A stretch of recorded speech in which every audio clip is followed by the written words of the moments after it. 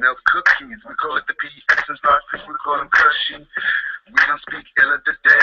Hope you won't be offended by the things that are said. Playing devil's advocate, and no one here to judge you. That's what your true thoughts, you will spread out to love you. Everybody's listening, nobody's tripping. This life's too crazy, everybody's flipping. This life's so crazy, run and tell your friends. You on the right side, there's no need to pretend.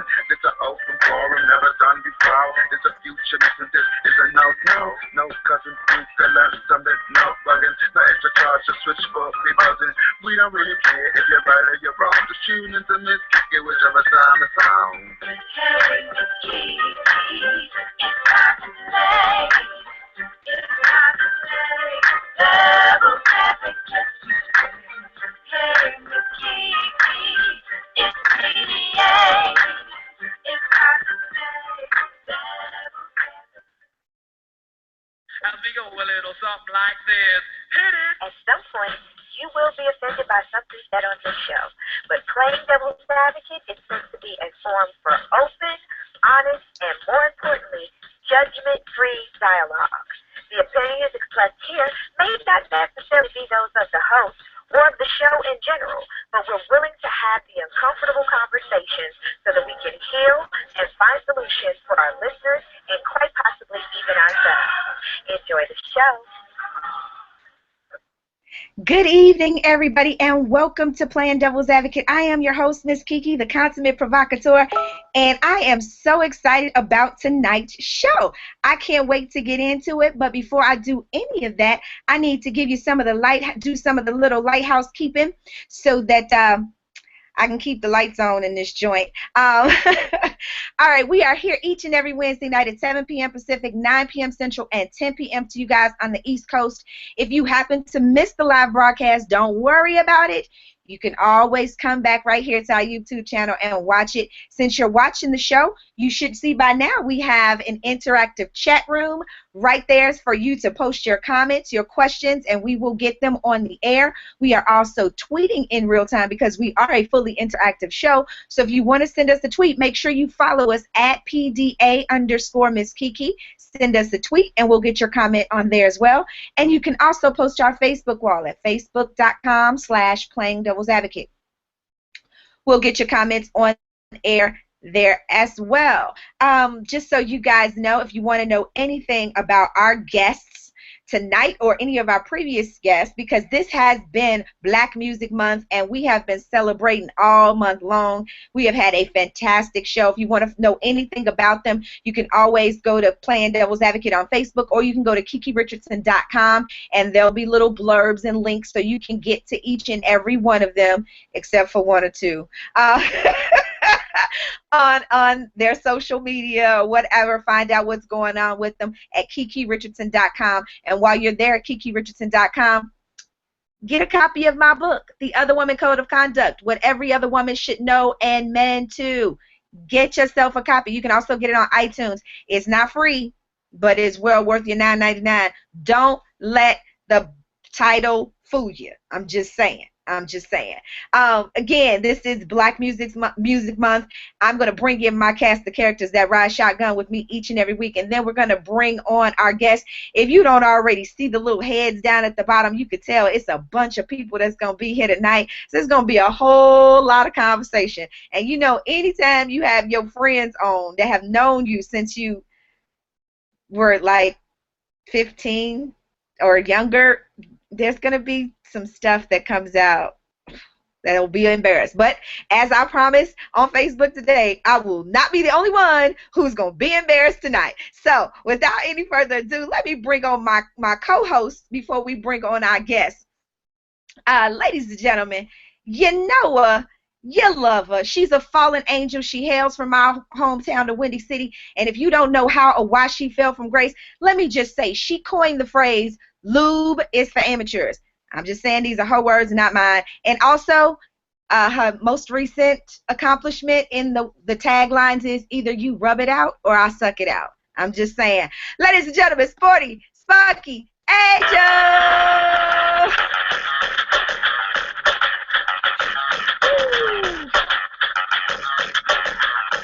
Girl, what's going on, mamita? Hello, greetings and salutations, love. How are you tonight? I'm doing well. I don't know if I should have told those catchphrases of yours when all we have are men tonight. I know, goodness, they gonna think really bad things about me. But then again, it's me, Sporty. I don't give a shit. Look, they gonna think bad things or good bad things about you. But either way, they gonna think Well, about it. They gonna think about they it. might think it's good. I like being bad, maybe so. You never know. Uh-oh. Hey, listen, if you can't be good, be good at it. That's all I'm saying. Yo, All right. Next up, he is the resident testosterone. Y'all know him. You love him. He's an author, entrepreneur, motivational speaker, and you might catch him signing autographs at the Mandalay Bay. Like he told us a couple weeks ago, ladies and gentlemen, please help me and welcome into the show the guy who started all this shit that's gonna be going on tonight, Mr. Rob Carter the Fourth. I don't want him saying nothing.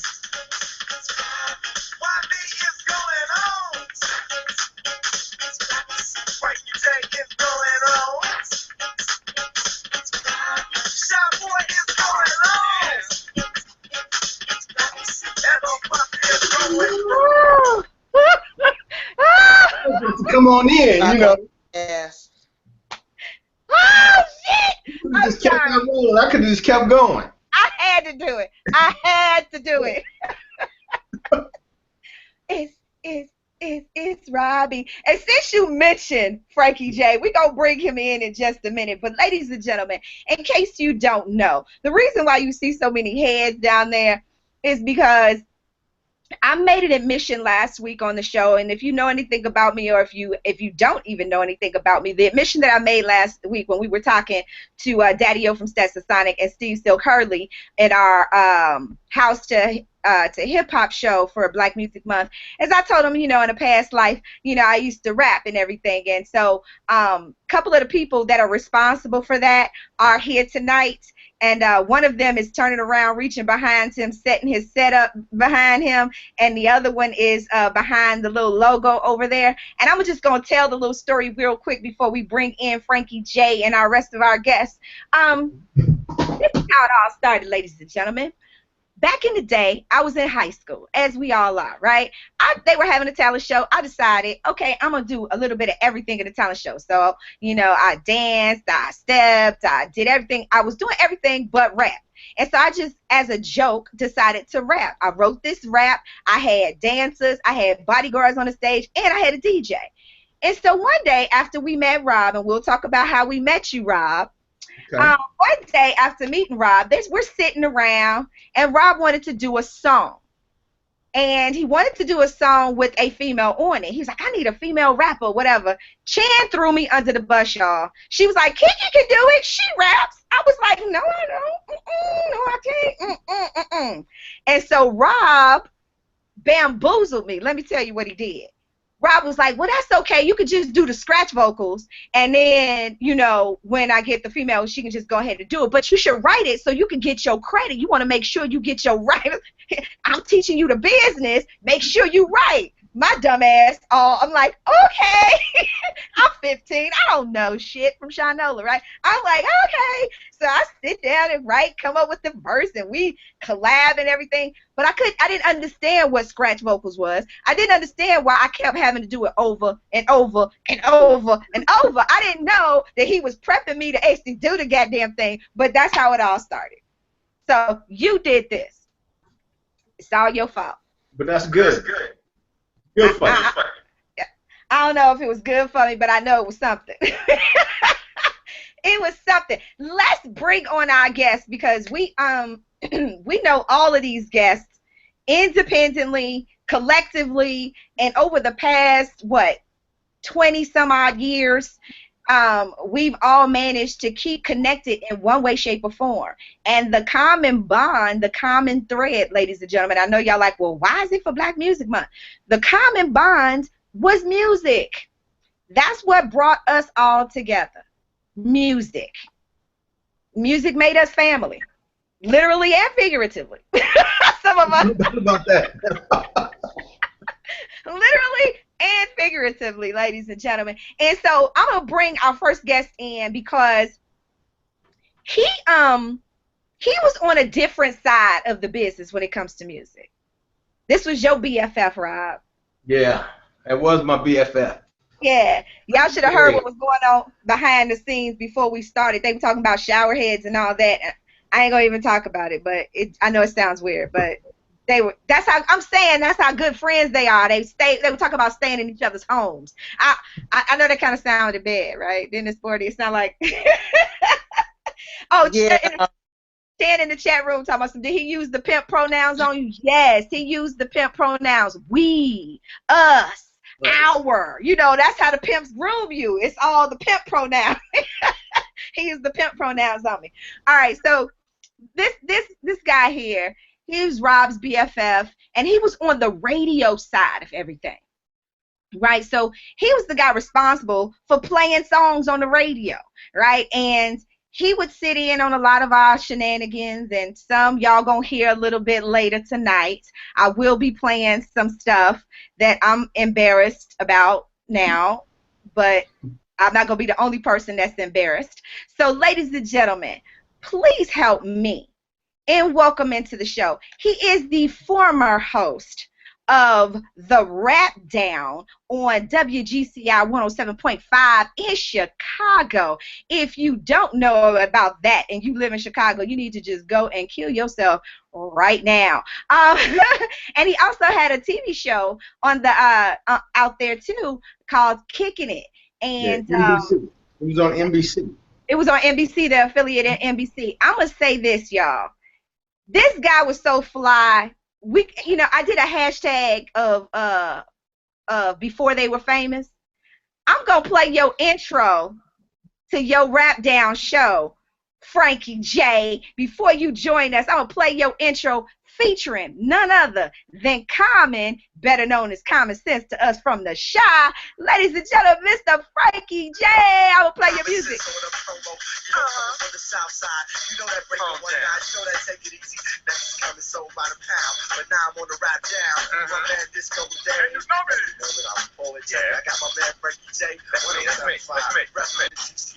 Check it out, y'all.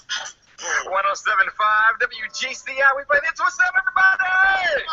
Frankie J, Disco Dave, on the way. 4 hours of the best in rap music. Ladies and gentlemen, Mr. Frankie J. What's up, Frank? What's going on? You hear that radio voice, y'all? That is, wow, you just took me back with that. Awesome, boy.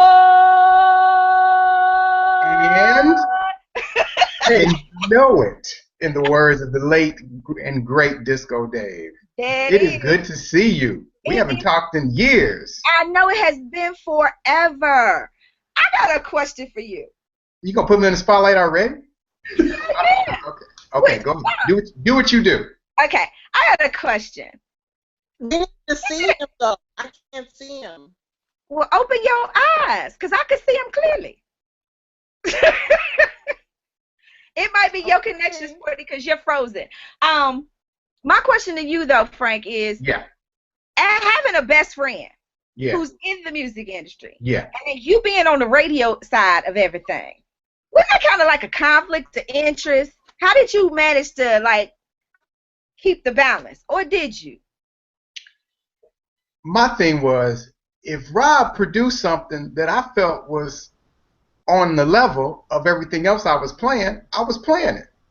That's pretty much it. I will say that you don't know how we met, how Rob and I met, do you?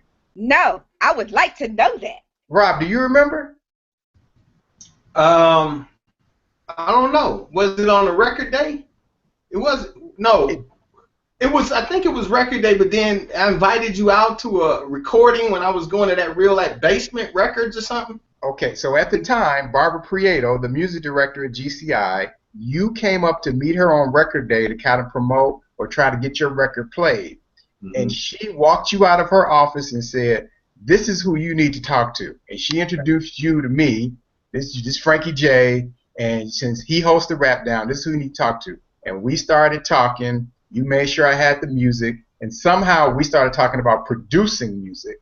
And you were talking about what you were trying to do and do more of. And then we went out and then we started getting I started going out with you getting music equipment and gear. Yeah. We went to the Guitar Center and started buying up all kinds of mixes. So y'all remember that? That's how it started. That's how we started. So, I mean, it might have been a conflict, KiKi. I don't know, but we did it anyway. Well, I'm gonna tell you that. But I kept it clean. I never asked Frank to do me any special favors. That is true. He never said, "Could you play my?" He never did do that. Well, we'll talk about us. We'll talk about how we got you to play the record in just a few. Let me go ahead and bring on. Let me bring on some of our other guests that are waiting. They have fans in the chat room already talking about they cannot wait. They talking about some wow, way back down memory lane. They cannot wait for these. This is actually 2 of the 3 original members of Mentally Gifted Men. Now, some of y'all might know them because y'all heard of R. Kelly and MGM, but I knew them before. Well, I knew Rob, because that's what we called him, and I knew of MGM, but then they came together and they became R. Kelly and MGM. So, ladies and gentlemen, please help me. Let me see. Do I have any music to play for them to come in? Oh shit! Let's see what you got for this. I think I might have the live version of when they actually won $100,000. I think it was, or $250,000 on Natalie Cole's Big Break. And I got something to say to one of them about this. So, ladies and gentlemen, I'm gonna play this song, and then I'm gonna bring in Mr. Mark. Well, he goes by Marcus Dark now, and Vince Walker. Give me just a moment. Let's play that intro, y'all. Our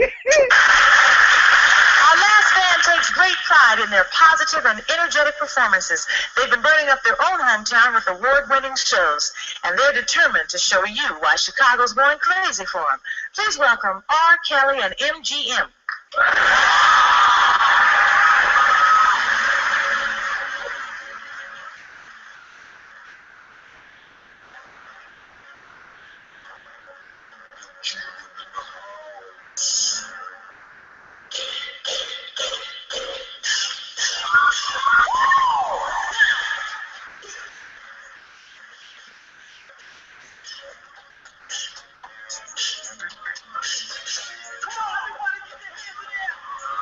Why you want to play me?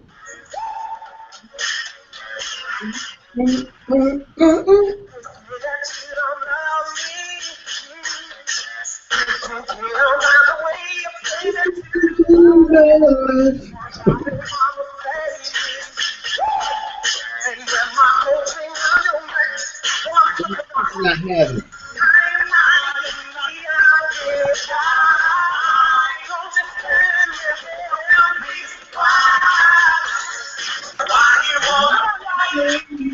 Oh, there's Sean too. Real nice, real nice.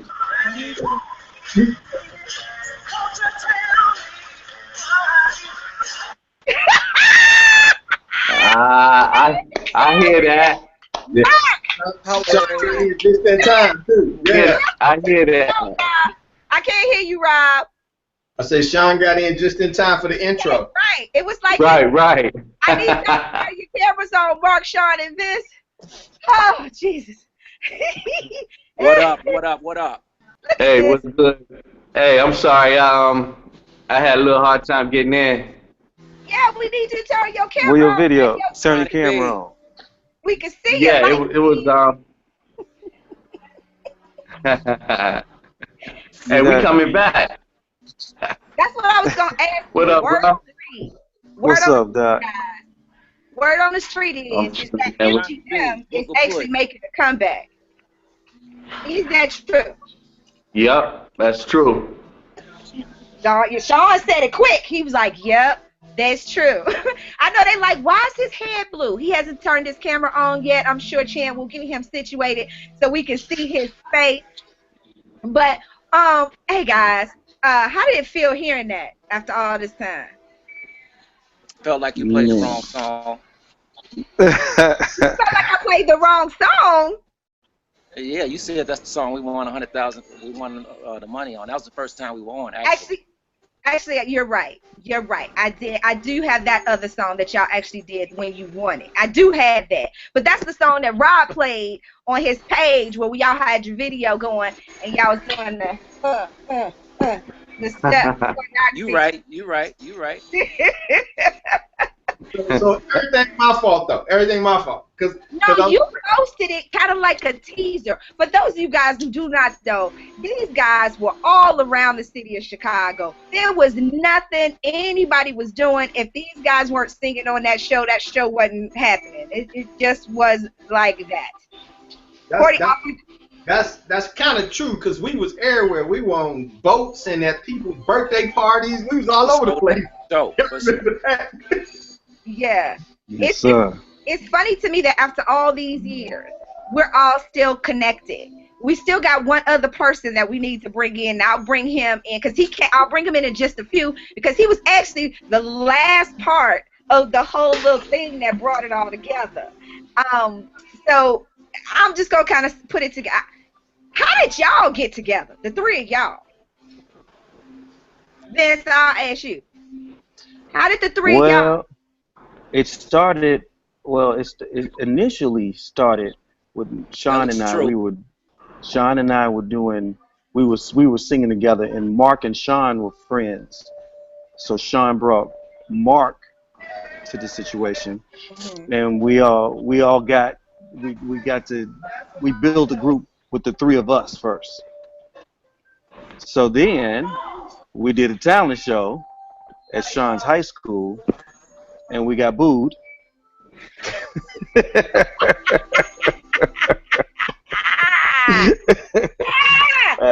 I know Mark didn't want me to bring that up. Yeah, we got booed at the talent show doing New Edition, but we got it together. We all three of us we tuned it up, and then it's the last time in history we got booed though. That was the first and the last time. The first and the last. Sometimes that's what it takes. Huh? Sometimes that's what it takes. Yeah. Yeah. Yeah. A little bit of a reality check. Yeah. Now, how you gonna leave out the gay clubs you and Sean used to perform? Who? I don't know nothing about that. You and Sean used to perform at. Oh, you must have been there. Playing devil's advocate. Anything goes, bruh. Anything goes. Tell the truth. Anything goes. We ain't know about it. I ain't trying to start no rumors. So go ahead, Sean. Hey, if it was a gay club, we and Vince didn't know nothing about it, but no, we didn't. You sound like he know a whole lot about it. He does. Oh, you That was before I got with y'all. See, that's how these people that they can make inappropriate jokes about everything, and you like, okay, I'll roll with it. Next up, let me bring Cooley in, and and the only reason I don't have any intro music here or anything that he may have done for me, because he rocked out some hits for me like Lady and the Gangster. Y'all ain't oof, man. I wish I had. Huh? I'm telling you, I wish I had that. I think Chan had the last copy of that. Yeah, he did Lady and the Gangster for me. He did when we did I Don't Play That, because your theory is Don't play that, and I heard from your girl, you ain't shit in the sack. You only remember that one? Yeah, I remember that. Only want you because they after your money. It happened so much, this shit is starting to get funny. You a bitch. Oh, let me shut up. Anyway, ladies and gentlemen, please help me in welcoming Mr. Well, he went by Quicksilver Cooley because he was just that move with it. Come on in, Cooley. I don't have no music for you, baby. I'm sorry. Yo, what up? What's up, man? Listen, let me tell y'all, this cat right here used to bang out some heaters in production. And I'm going to tell you how bad he is. And it runs in blood. He had a little kid, his shorty, at the time, was like a toddler. Mm-hmm. And he was doing it, too. It was amazing how he was cutting and scratching. And, like, how old was he? Like 2? He had on diapers. He was 3. He had on diapers. Is my mic on? Yes, your mic is on. Oh, okay. He was 3. He was 3? Yep. Oh, wow. Well, welcome, Cooley. You hanging out. Let me just let everybody know we're all over the place right now. Sporty is in Chicago. Frank is in Atlanta. Vince and Sean. Well, actually, Sean is in Vince and Arizona. Mark. Vince is in LA. Mark is in Chicago right now. I think. I don't know. I can't keep up with him. And Cooley is in. You in Minnesota right now, Cooley? Yeah. So we all over the place tonight. We started in Chicago, and look how we just spread out to take over the world. World domination. World domination. I wish Rob and my boy. What up, Frank? this song all together, because when Cooley, Frank's show, that television show, Cooley worked on that music, that track. Right. We don't have the intro for that. I should have found a way to send the intro to Kicking It. Man, I would love to hear that. And that's what ties Cooley into the whole circle too. Yes, sir. Hey, I work with Vince too. You know what I'm saying? You work with Vince? Yeah. Me and you remember doing the song with me and AG called Think It Over with Deep Oh yeah. I do remember that. You back in the hood for it. That shit was hot as hell, man. I still bought, you know what I'm saying? Yes, it was. I do remember that. Look how it goes. Sporty, you been over there kind of quiet. You the outside looking in. We all know each other. We all got stories we can tell. I'm gonna embarrass a couple people in a few minutes with some stories. Yeah, you need to say because you part of it. But Sporty, why are we looking at you walk around? Sporty, you got some questions? I have a gazillion questions for all of you, but here's my first question. I want to know, how did y'all get, besides tricking Kiki into rapping, who was the brainchild to put her and Chan on Rap Detail and DJing? Who did that? That would be me. Yeah, that would be me. So, all right, one day I'm driving home and I pull up in this little gold Mercedes. And 190. It was a Benz 190E. I wasn't fronting. I said, little, why you tripping? No, because that was the hot car back then. Yeah, but they got bigger over time. I'm just saying. All right, anyway. That moment, that was the hot car. You had a Benz 190, you was it. So I pull up. They were out. I don't know what they were doing out in the middle of the street. Maybe waiting for me to come up. I don't know. What was y'all doing out in the middle of the street? We happened. Okay, this is the true story. All right, this is how it all worked out. We was in the car. We saw you go past, and a couple of people in the car was like, they gave the code word to say it was like a cute dude. So they whipped the car around, and that's how they stopped you on the street, and that's how they got to talking to find out what it was that you did. Yeah, because I was like, where did y'all just popped up all of a sudden? Who got the jazz music playing in the background? We got the what? Jazz music. Somebody got jazz playing in the background. Go ahead, Rob. Who's doing jazzy tonight? Yeah.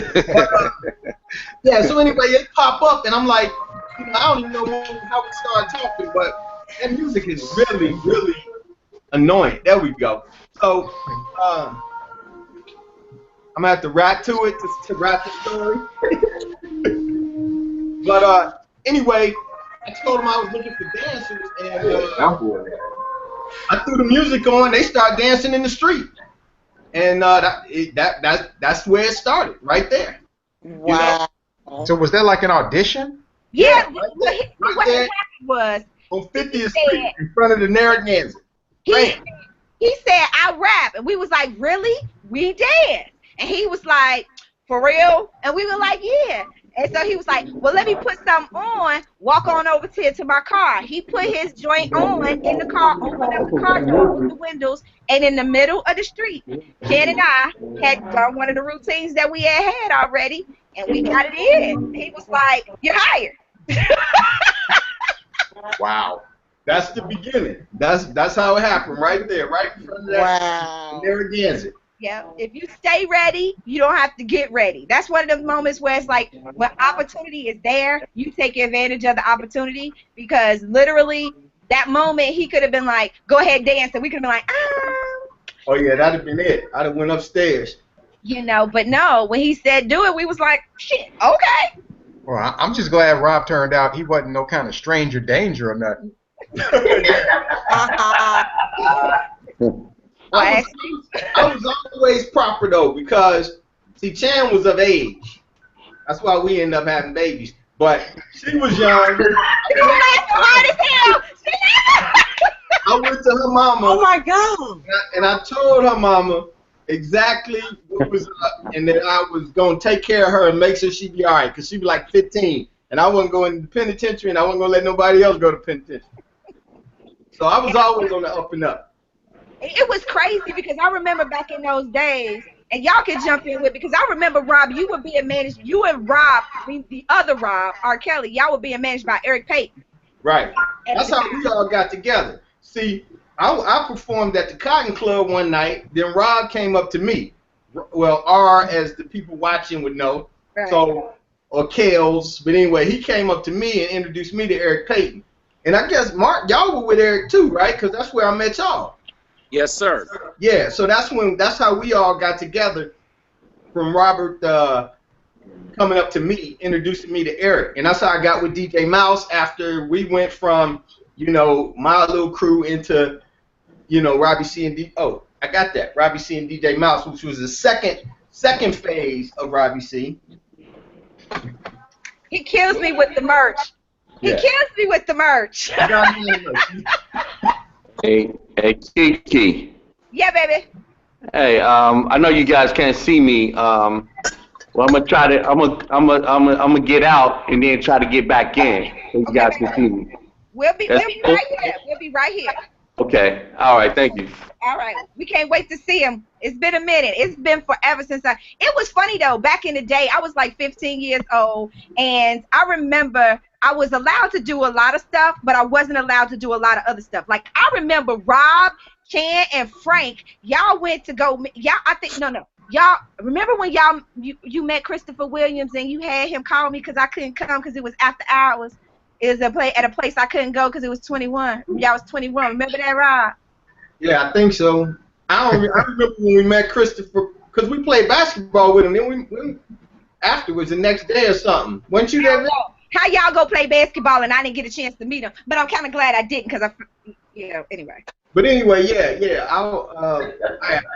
I mean, I didn't remember we called you, but yeah, see, that was me thinking about you. Yeah, and then you was up at the radio station, and MC Light was there. Everybody knew at the time. Oh, yeah. I didn't pay attention because me and Light was hanging out maybe. Light was like God to me at the time. Yeah, hold on. I got something for you. If you can't give it to me right now, I don't want it. He's gonna tease you with it. Oh, you can keep his bitch ass picture. Well, that's what you said. You brought him up. Hey, Frank, did you see? You brought him up. You brought him up. I'm just saying. I was just reminiscing on the fact that I was so young and I didn't have no business. Well, how you gonna bring stuff up? What did you just say, Rob? Did you see the picture that I posted a while back on Light's birthday with me, you, and Light? And did you see that picture? No, I missed that. I have it. You have it? I do have it. Let me go to my trusty files. Can you bring it up? Yes, I have it, and I can bring it up.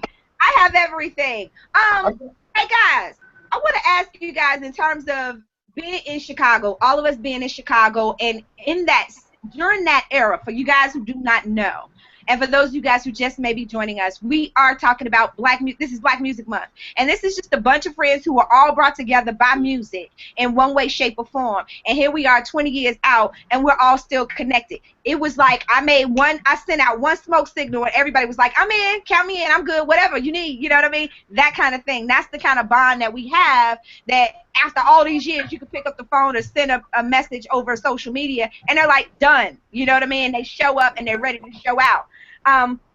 But being in that era, which was like the late 80s, early 90s in Chicago, my question to you, what was that feeling like? And I want each and every one of you guys to answer it, or build on it, or, if somebody says your answer, that's fine too. But what was that energy like then versus what you feel the energy is like in music today? And I'm gonna start with you, Frank, one, because you come from a different perspective from back then because you were on the radio side of it versus the artist side of it.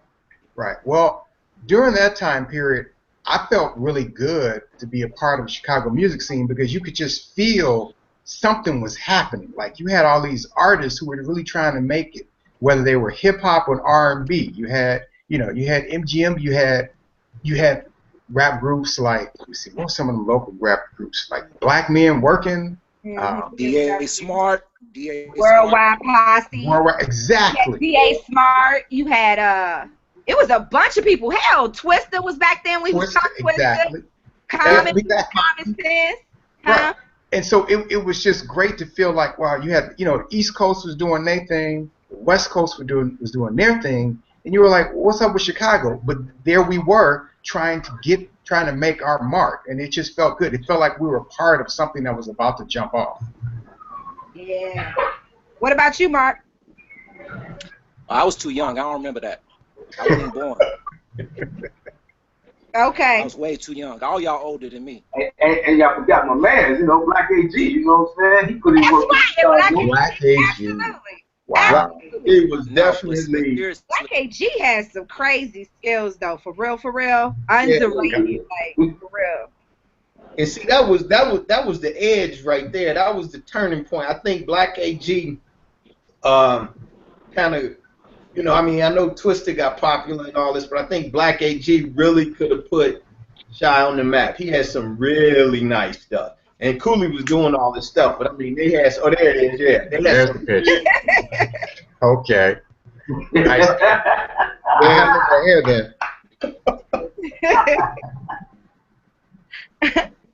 Yeah, I mean, so since Mark don't remember, what about you, Vince? What was the energy like then versus, versus right now? How do you feel it?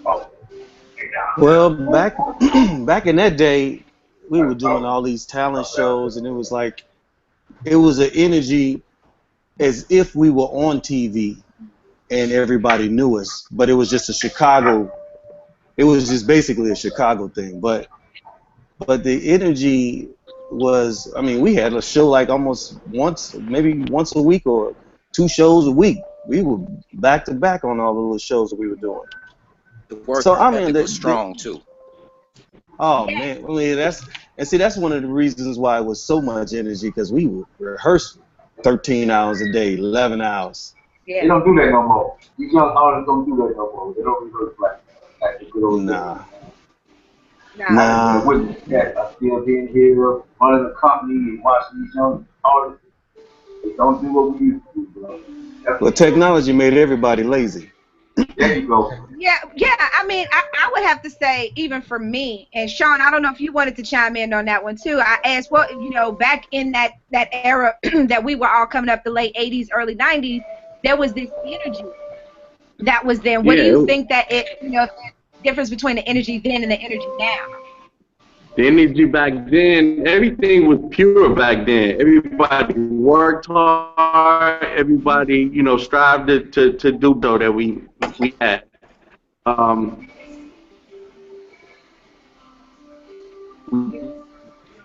We lost him. We lost you, Sean. We can't hear you, Daddy-O.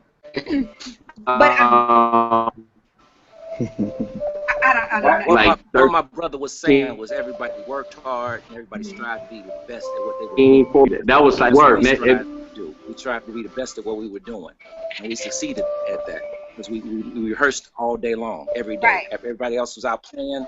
Everybody else was out doing what they did. We were rehearsing. Right. All right, Vince, can you mute yourself because you got background noise? But I would have to agree. There was this energy of everybody was like, I'm going to be better. And then we would hear or watch everybody else's show, and it was like, we got to top that. And then we would, you know what I mean? And I think the other thing is that even amongst us, even in our crew, it was like that competition, even though we were rapping and y'all were singing, it was still kind of a competition, but it was still camaraderie. It was like, okay, we saw y'all routines, and we was like, okay, well then, you guys, because I remember a couple times, Vince, because we used to argue all the time. For those of you guys who do not know, if there were Vince and KiKi in the same room, it was going to be an argument. It was always a damn argument. But there were times when we had rehearsal and you were there, and it was like, no, don't do this step. I remember when we were doing Life as a Dog, and we were doing that step where I don't know why I had to be the one to get picked up and flipped over the back of Rob and Chan through his legs and all that, and you were like, no, do it like this, to just because you were the eyes that could see what we couldn't see. But it was all about everybody putting on the best possible show that they could put on. So every time somebody went out there, people was like, oh, you know what I mean? It was that energy. I don't think now people want to put in that kind of work. Because I remember, Sporty got a flag. Yes. Okay, so this question is for everybody except Rob and Chan. Was KiKi, Vince, I want you to answer it first.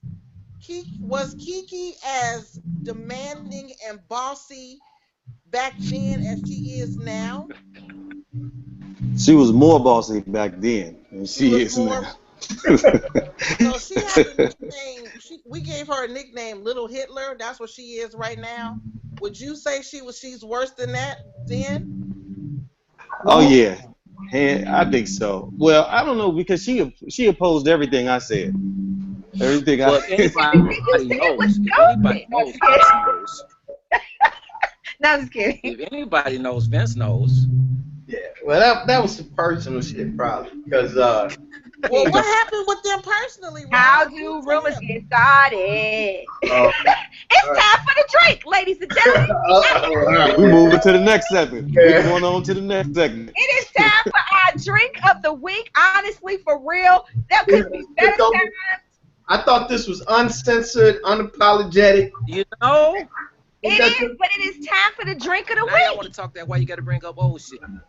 No, it is time for the drink of the week. For real. Talking about is old. Right. It's 10 what this show is about is old, right? We can come back because I do have a story about Vince. All right, we'll come back. Nobody in trouble. So, all right, give me a minute. Every week, our producer comes up with a drink of the week, and for those of you guys who do not know, she played the background then, and she plays the background now. Cousin Chan comes up with our drink every single week, and this week, because it is in honor of us being from Chicago, she came up with her drink, and it's called the Chi-Town Cocktail. Ladies and gentlemen, I'm going to let her tell you about it, because me doing anything would be it would be bad, because me and alcohol just don't mix. But Cousin Chan, take it away.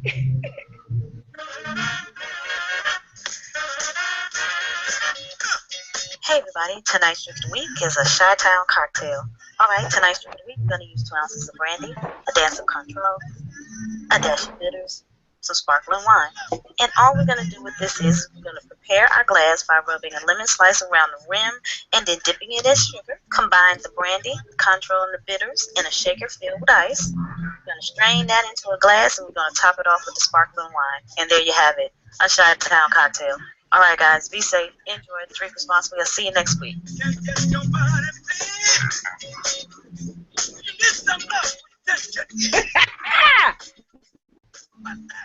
She be naming stuff that don't nobody know about. I mean, one time Teresa Griffin was on here. She was talking about boysenberry something. I don't even know. But Cointreau, I don't even know what Cointreau is. Whatever it is, I don't know. Thank you, Cousin Chan, for that drink of the week. If you want to try it out, all you got to do is go to facebook.com/playingdevilsadvocate. Click on the drink of the week, get the recipe, try it out, let Cousin Chan know what you think of her drink. In terms of what everybody else has been talking about, and if you want some questions answered, what's up to you guys in the chat room? We'll get to your comments in there in just a second. If you want to comment, you are in the interactive chat room. Put your comments and questions in there, and we'll be more than happy to ask our guests. Also, if you want to send us a tweet, you can do that at PDA_Miss KiKi, PDA_MSKIKI, and we'll get your comments on air. They were alluding to the fact that Vince and oh my God, who did that? That is Rob doing that. Rob, that is us at Columbia College Yeah. performing for the AIDS awareness thing. I don't Yeah. know why I got that look on my face. Look at Shan, looking like the Grim Oh Reaper my back God, is there. that Yeah, you should have her? got the paper. I took a picture of it, but guys, it's on my Instagram, so you guys can check it out. I put it on the Instagram. But here's the thing: people are alluding to, you know, the fighting that Vince and I did. Actually, Vince and I are very good friends. Funny thing enough, we got along well enough for Vince to take me on my junior prom. I know, What you shocking, say? right? Huh? I know. Wait, but look, check this out. Let me tell y'all. First of all, I went to an all-girls school, and y'all know how catty all-girls be, right? And Yes, so yes. they used to hate on me, hate on me, hate on me, because I would do, you know, I don't know, but at the time, this was the S curl dude. Was it S curl? Which No, one was Yep. it was sporting S wave, high curl? five. It was Yeah. the sport wave high five dude, right? Marcus Sean was sporting wave high five dudes too. so so So my We was junior doing. prom comes around. I'm like, yo, I don't even remember how I roped you into that. I don't even remember how it was, but you were like, all right, fine, let's go. So we go to prom. All these heifers who ain't never talked to me in 3 damn years was at my table. They wasn't there for me. They were there for chocolate. That was for them. It was for this. They was like, hey, Kiki. I'm like, bitch, bye. Boo. Shoot, bye. Shoot. He don't want y'all. Go ahead on, shoot. They was asking him to dance. He all out on the dance floor. He was a superstar. He was a superstar. People's dates was mad. It was crazy. It was What? crazy. Oh yeah, their dates was mad because they was leaving their dates at the table, coming over to try to grin in his face. Yep, sure did. It Vince, changed me Vince, so much. Vince. Break it Thanks, out. Vince. Thanks, Vince. Hey, before we get off of the Chicago scene in the late '80s, I do want to kind of send a shout out though about how everybody talked about how hard we worked and how competitive, how friendly competitive it was, because it was. I mean, we would all. I mean, you saw how we ended up kind of locking up with Worldwide Posse at the end there. I mean, we would not necessarily, we weren't adversarial, you know what I'm saying, at that time.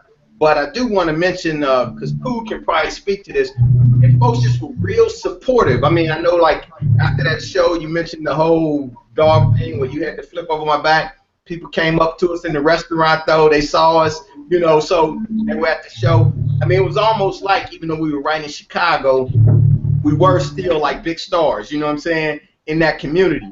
And I know AG and them were cutting it up because I think Cooley and them, I mean, we weren't moving a lot of records, you know, we were on the radio and all, but I think Cooley and them can attest to how really supportive they were, because if I ain't mistaken, I think him and AG, they were moving like 10, 20,000 records.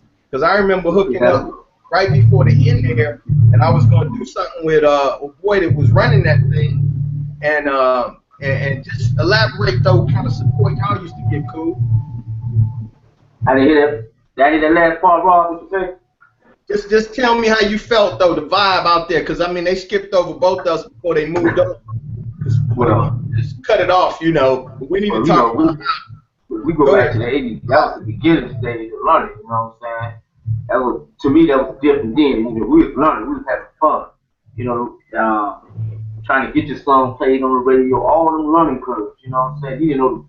We didn't know the steps. You know, I know I did. You know what I'm saying? Frankie J being one of the first guys to, break us on the radio. You know what I'm saying? I mean, he played all my records. You know what I'm saying? Came through with Val. He played his, Twister, AG. You know what I'm saying? All the songs I was producing, he played it. You know, with no discrepancy. You know what I'm saying? So those learning curves for me. You know what I'm saying? And I appreciate that. You know what I'm saying? Learn how to go up to the radio station, talk to the DJ, get your stuff played and get some airtime.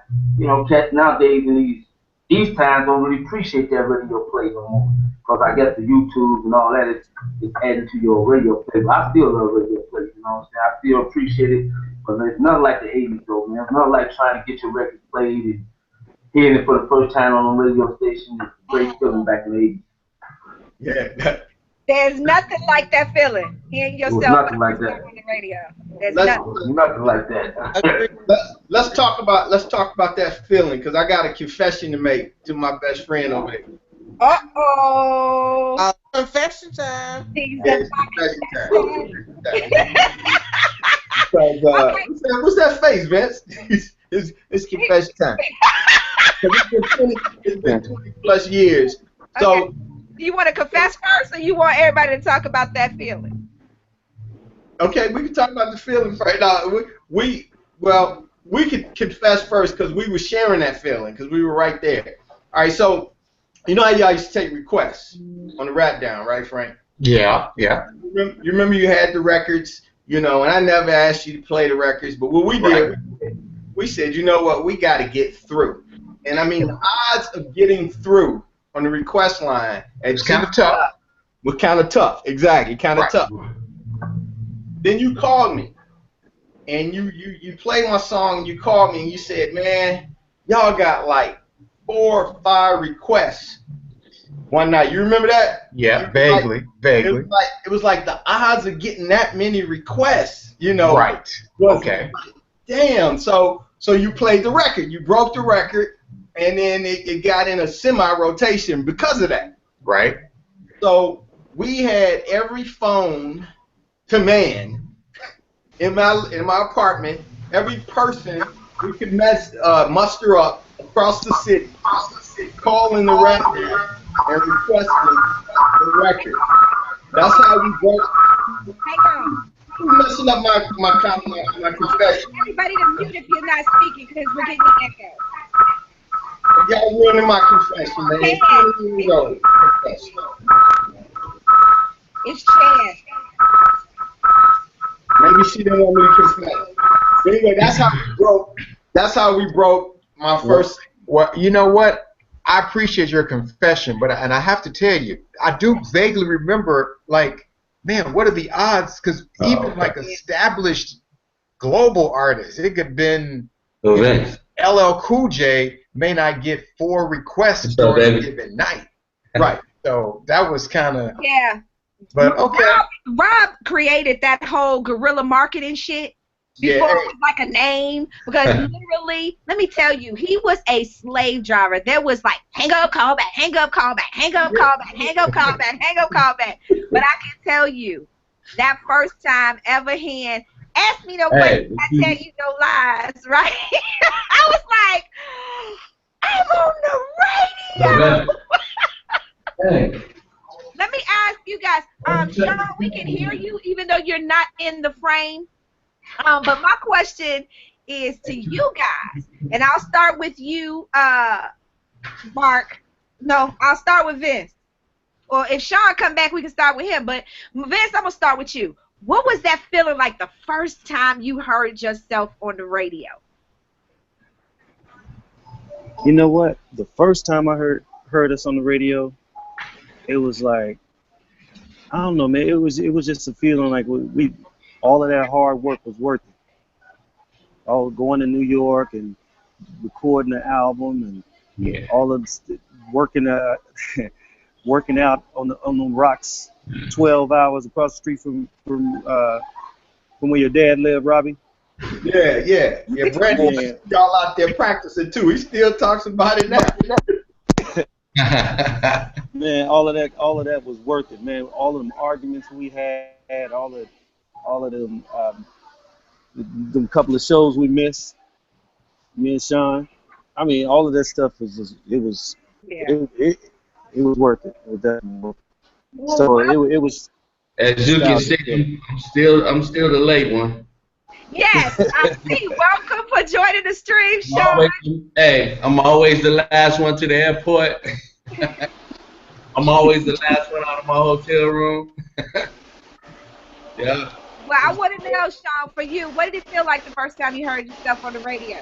Oh man, it was just a real moment. For me, it kind of brought me closer to my guys. You know, it was a sense of, man, we on our way. You know, so yeah, it was crazy because we all were like, wow, dude, we on the radio. It's incredible. Okay. What about you, Mark?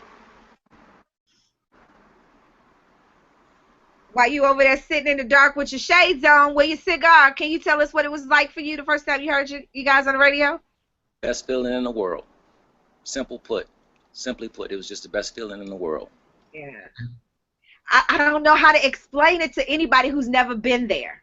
It's the biggest high in the world. Can't no drug. I ain't never done nothing but some little weed, but you understand? I ain't never experienced no other shit.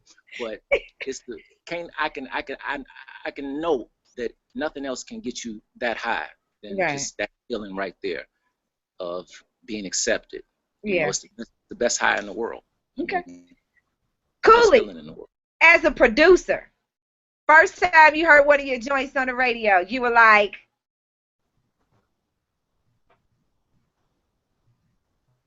is he talking? I can't hear you.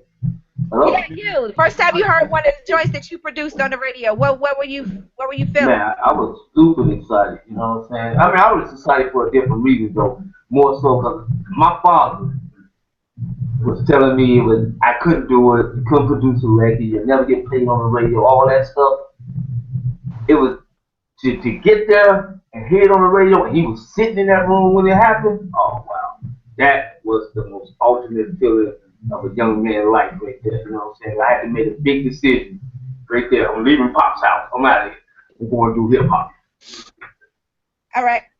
And Rob, quickly, for you, what that feeling? You know, based on the way we broke the record, we just kept calling and calling and calling to the record guy. I think Frank said it was coming up or something. So for me, I mean, I kind of missed some of the genuine because I forced it to come on. You know, I kind of broke it, but it felt good. But it felt like I needed to you know, do more. Mine was all business. I was trying to push the record. You know what I'm saying? Yeah. So I mean, not to sound. I mean, I appreciate it. It felt good, but I was trying to push the record. See, the way Rob works. Go ahead, Frank. First time the song gets on, Rob is already thinking about how can I get it on again? Exactly. And how can I get the next song on? Exactly. He never. That's the thing about Rob, though. And speaking of playing records, I'm gonna play a couple of Yo Stuff, and Yo Stuff. Yes, I'm gonna play some of y'all stuff in just a minute. But speaking of Rob, Rob never took a moment to kind of live in that moment. It was always the next thing, the next thing, the next thing, the next thing, the next thing, the next thing. I mean, I joked about it, but I said, you know, he made us watch the Godfather like all summer long one year. Like, I mean, literally every day, like the whole That's series. Rob was a businessman. Right, but I get it. But think about it, though. I was 15, 16 years old. I'm not trying to spend my mofo summer in watching the damn Godfather every day. You know what I mean? But the lessons in that, you know, I remember to this day. I can't watch the damn Godfather now, but I'm, you know, I get it now. But I was enjoying the moment enough for him. You know what I mean? I enjoyed it. I was 15. I'm like, shit, I get to dance and perform. I get to take the mic right before Rakim. My dressing room is right here. Rakim is right here. Digital Underground is right there. Right before Tupac became, you know, when he was still dancing for Digital Underground. Listening to Third Base argue in their dressing room about to tear that bitch up. I mean, this is the shit. This is my life. You know what I'm saying? At 15. So you can't get no better than that. And speaking of can't get no better than that, I'm about to embarrass. Who should I embarrass? Pick somebody, Sporty. Who should I embarrass? Mark? Rob? Oh yeah, please embarrass Rob. Okay. What? Oh man. All right. Here we go, ladies and gentlemen. Remember when we were talking about that choreography where Rob put me on his shoulders and I flipped over him and Chan went under, that whole little trick choreography? This is the song that it was, ladies and gentlemen. And it was, I said, It was called Life as a Dog. What was the remix? The remix, I don't know what you're talking about. I don't know nothing about the remix. All I know is the album version where I actually made my debut. This is one of Rob's verses. I'll play my verse afterwards. So I said I'm not gonna be the only one embarrassed tonight.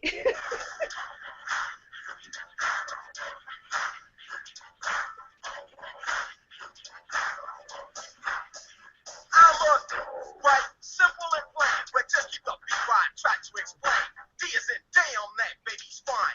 O is in observe the behind. G is in GP, get paid. Bonner and Jonathan get laid. But girls are the same, they after the rhythm. If you got the paper, you can get with them. They after your body and half of your wealth. It's take or get took, he starts for himself. But whether you using your looks or your love, male or female, his life is up.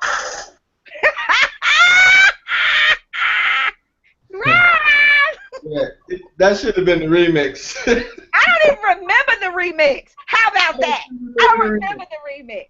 But you remember the second version, don't you, Frank? You know what? I don't.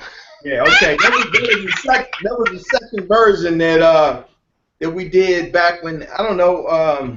I don't remember. Like it was cool or not, but it was another version. It was much better. Who produced the remix? I did it. I don't remember, but I'm going to tell you this. Ladies and gentlemen, nobody has ever heard this before, other than the people on this stream, minus 40. I am about to debut myself rapping in public.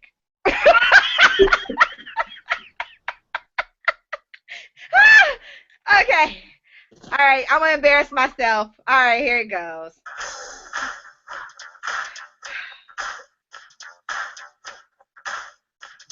Yo, look, double K, let me ask. Ask me no questions, I tell you no lies. I don't give a damn what the young man's lies. So what did you have a beaver? What does it mean? You couldn't be a doctor because you're only 19. You thought you were chilling in the drop top like you wanted me to get you for your dividend. I'm down for mine, and I don't be tripping on the real dip boy. He doesn't need to slip. Slipping? What the hell you mean slipping? I didn't shut up. Slipping. You know the meaning. Plus, you a common, average, everyday, one-in-a-meal. Oh, wow. Wow. Did I? Wow. Whoa. That's okay. I don't even think Cooley know about any of them songs. We way better than that by the time I got. Good Lord. Wow. That was the very first time I ever did anything, any recording whatsoever. And like I told y'all at the beginning of the show, Chan threw me under the bus and Rob bamboozled me. Those were only supposed to be scratch vocals. And I was only supposed to get writer credit. I wasn't supposed to actually be the artist. And somehow that's how it ended up turning out. Yes, that's how it ended up turning out. So somebody in the chat room, enough about us. Somebody in the chat room wants to know what you guys are doing now in terms of the business and or not, and if so, how you made the transition. Frank, I already know your story, so go ahead, Frank. Tell everybody what you're doing now and how you made the transition. Let's see. Well, first of all, right now I am a licensed marriage and family therapist, and I made the transition because as I got out of radio, then I moved to LA and I was working on television shows out in LA, like Family Feud, Divorce Court. I was just doing all sorts of things out there. And then all of a sudden, I just felt the calling to do more, to give back, to help people in need. And so I decided to become a therapist. And so that pretty much said goodbye to the entertainment scene. Do you miss it? A little bit. I have to admit, I recently pulled out some old rap down tapes, and I was just like, wow, it just took me back. So I do kind of miss it a little bit, but I always wanted to make a positive impact on the lives of other people, whether it was through music or through what I'm doing now. So as long as I'm still doing something positive and helping people to feel good, then that works for me. Okay. Mark, people don't know this, but you have a new album. Do people even say album anymore? We but do. You got a new album going into pre-sale today, Twisted, right? So you are still definitely doing your thing. But before you tell everybody about that, I want to let people know that you ain't never really stopped in this whole game. You've been doing this since forever. This is your life. This is what you do every day. And I don't know if you guys know, but he has songs that are placed on Above the Rim soundtrack, Murder Was the Case soundtrack. The very first intro song to Playing Devil's Advocate, for those who don't know, Mark was our very first male co-host on the show, and the intro music, the very first one, was produced by him, performed by Gino Barletta. So he's constantly doing his thing, and I'm just gonna give y'all a little snippet of what Mark has been doing up to this point, and then a little later we're gonna give y'all a little bit of taste of what to get on that pre-sale on the new joint.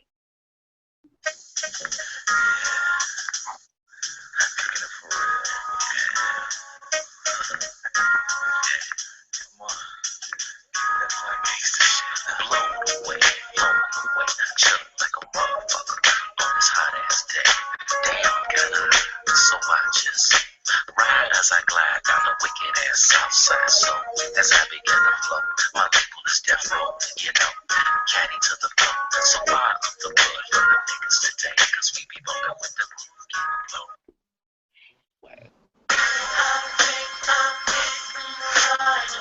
Check it out.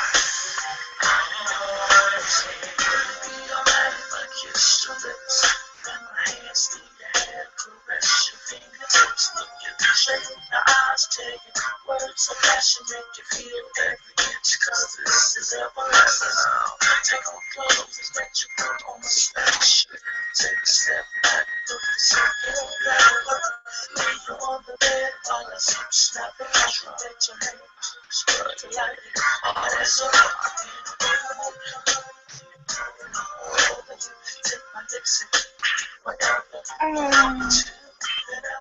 did you say you was gonna go get the honey and pour it out? What? You know what? Sporty is now our resident horn dog, but I think she kind of took you. You took her place. She took your place as the resident horn dog on the show. Tell everybody about Twisted, man. Twisted is exactly what the title is. It's twisted. I'm talking about. I say warning, this album is, prone to make you have uncontrollable sex, because that's what it is. I started the sex thing 20 years ago, and so you a virgin till then? Yeah, that's what it was. Because 20 years ago I was just a kid, you know what I mean? Okay. Yeah. Okay. All right.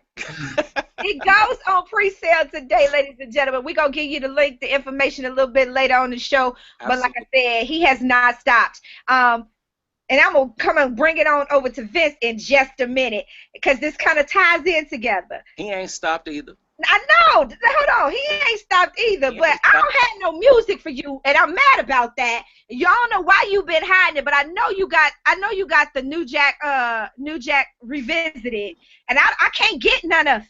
I was trying to get it, but I couldn't get it, and I'm a little upset. So if you can send me something right now while we're on the air, I'll be more than happy to play it before we get off. But let me tell y'all about not stopping.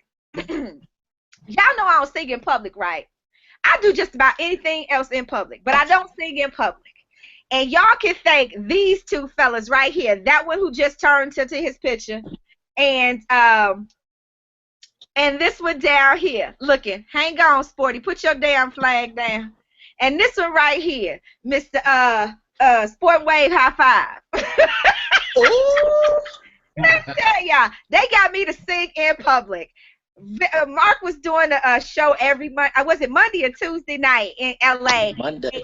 Yeah, and I would come and support, because that's what we do. I don't give a hell. I don't even know how we all reconnected back in Cali, but when I was in Cali, it was like, you got something, you got a gig, I'm coming, I'm a support. And I would tell people when he would come down, and I don't know how he talked me into it, but he was like, you know what, you should sing, KiKi. And I'm like, I don't know, why would I do that? He was like, you really should. I'm like, no. So I picked out a song finally. He got me. It took me forever to even sing it in front of them in the studio. And then when it was time, Vince was like, I got you, Key. I got you, Key. Don't you worry about a thing. And he was right there on stage next to me, and he held me down through my nerves. So I have to say thank you for holding me down, but I hate y'all for making me do it. Now, so Vince has never stopped. He has been going. You know, I always see your stuff. So tell everybody what you got going on, Vince. Like I said, I just recently dropped that album, New Jack Swing Revisited. If you give me your email address, I'll send it to you real quick. I'll send you something to play. Okay, cool. But other than that, I'm just writing and producing and, you know, keeping surviving out here in California. You know, I'm in the gym right now because, you know, I'm getting back on point. All right. You know, you can't let it go. Not at our age. No, Cooley, not at all. my man Cooley. Now I know 2 years ago you was killing them. Now I know we all improve on what we do over the years. What you doing right now, Poppy? So right now, I'm running. I'm an executive producer. My son right now, Cool Cash. You know what I'm saying? He's up and doing his thing. So I'm also CEO of my own record label. I'm still producing and signing and working with young talent. I run my own internet radio show called Band 2 Radio with my partner Sean. I'm just staying active, you know. I'm into filming now. I'm doing production part videos, short film movies. I'm just staying in the game. That's all I love and do. Okay. I ain't gonna ever stop. Because they over here yelling at me, talking about, don't forget to ask Cooley about his son's project. Don't forget to ask Cooley about his son's project. Yeah, Don't forget Shawnee B either. We just dropped this mixtape yesterday. Don't forget Shawnee B. I ain't gonna forget, Sean. I got this. You hold the tail. Let me fuck the horse. Wow. Okay. No, I'm getting yelled at by my producer, so I have to do it. Let's see here. Then we're gonna go ahead, Sean. Well, I'm staying active musically, rehearsing, you know, weightlifting, and being a dad, you know, and just waiting till we get in the studio and lay it down. We've been in the studio in LA a few years back, and we got a couple songs done.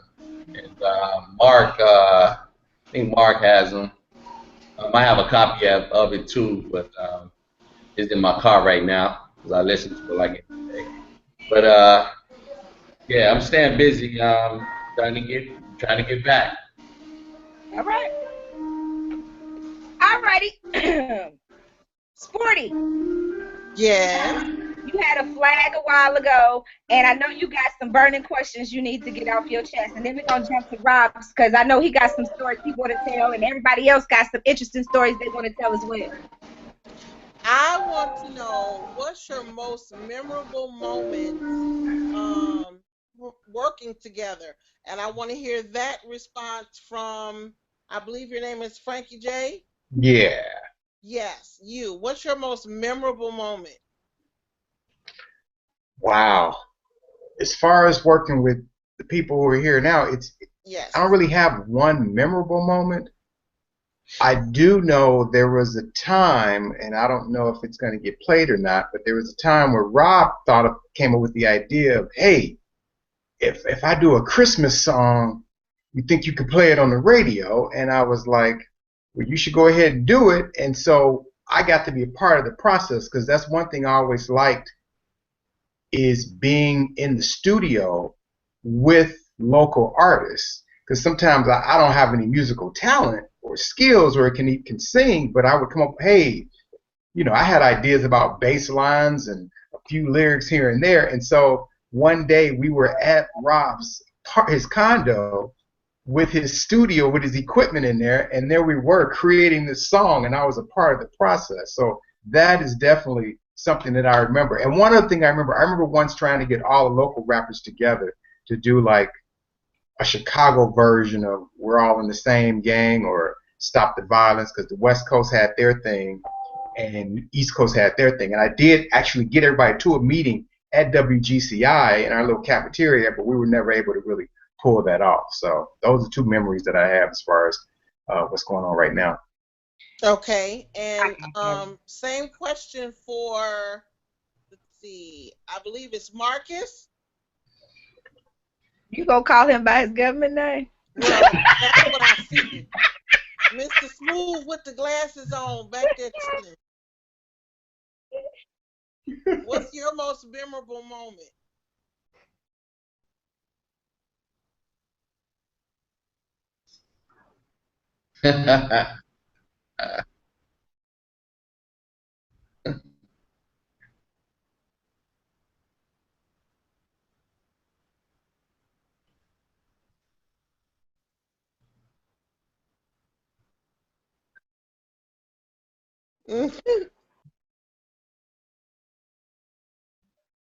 Wow.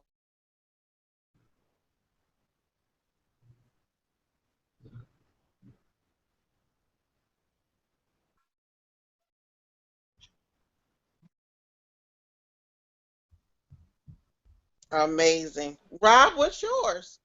Oh wow! I thought I was gonna be last. You were supposed to go in sequence. I'm doing it. I want you now. That's hard. That's hard for me. That's hard. So you gotta think about it. Yeah, because you know, you know, I mean, I'm about to flip it. Yeah. Hey, that's a strong memory for me. Yeah. I got you. I got you. My most memorable moment. I got it. I got my most memorable moment because it's not like y'all's. Because y'all's is on the real side. Mine's is on. It's indicative of me. Because I mean, if you really know me, yeah, yeah. So I didn't have a lot of touchy feely moments, but I mean, if you know me, you know there's two sides to me. I was always grinding, trying to do my thing. I was pretty nice, but I also had a little other side, a little dark side that could come out. So yeah, everybody knows. They all like. Yeah.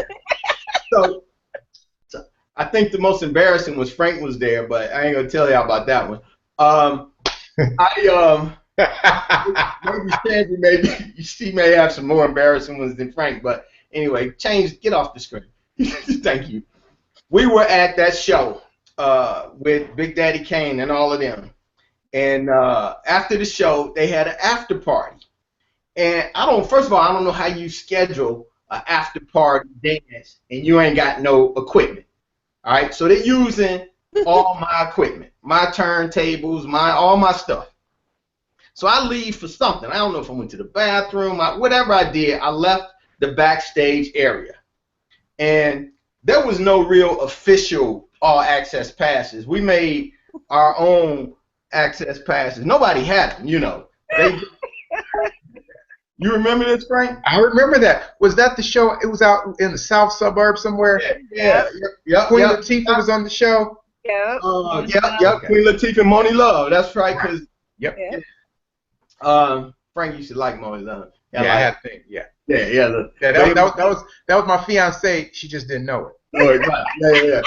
Then I think we found out that show though that she was pregnant, and that kind of threw things off. Yeah, that was like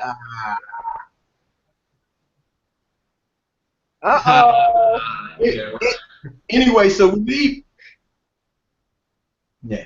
Anyway, so I leave the backstage area, and I try to come back, right? And I tell security, man, I got off the stage. You know, I got my little fake ass lanyard on, you know, and I got all my stuff. I'm trying to say, well, let me call somebody. I got the big, giant, carrying case ass phone that I used to have. I'm trying to get in touch with people. He wouldn't let me back. So not only did we get folks, I think y'all came up to the thing by the end, Chris. I mean, I know Daddy J and them from Worldwide Posse was with us, and everybody had come, but nope, they wouldn't let me back. That's like, no, you done, dude. You can't get back here. You know. I'm like, do you know that's my stuff up there? They're using. He said, I don't care. I said, all right, I got you then. And I told Worldwide Posse and everybody, look, unplug that shit. This party's over. If I can't get back there, it's over. And we shut that bitch down. The promoter It wasn't even the after party. That was the actual concert. Everybody came like, hey, no. We said, no, fuck that. It's too late now. That was the actual concert, Rob. That was the actual concert. That was the moment where I was back there being the chihuahua because Big Daddy Kane, they wouldn't let him in, and he was having a bitch moment, and I was like, fuck him. This my town. He can just take that shit back. That whole is they wouldn't let me back in there, and they got my stuff on the stage, and they're using it to play the music. Shut it down. Y'all got a problem. I don't know how you promote a concert and not have equipment for your acts, but that don't add up. I had them pull the plug. Pull the plug. Dan was like, okay. We shut it down. That's my most memorable moment. Got everything. All right. Well, I think I gotta. Can we start with the? You were there, Frank. Weren't you there? I was there for part of that. Yeah, I know Pink House was the host, but I think you were there. I remember you being backstage.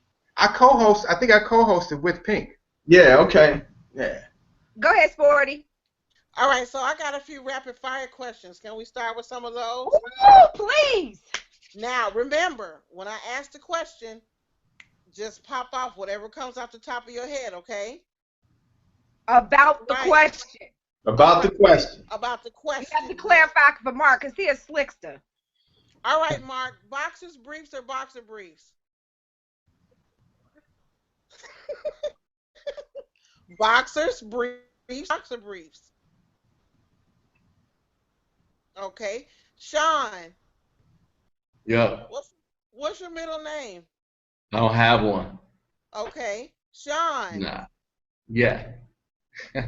When you think of Chan, what's the first word comes to your mind? Think of Chan. First thing. Quiet.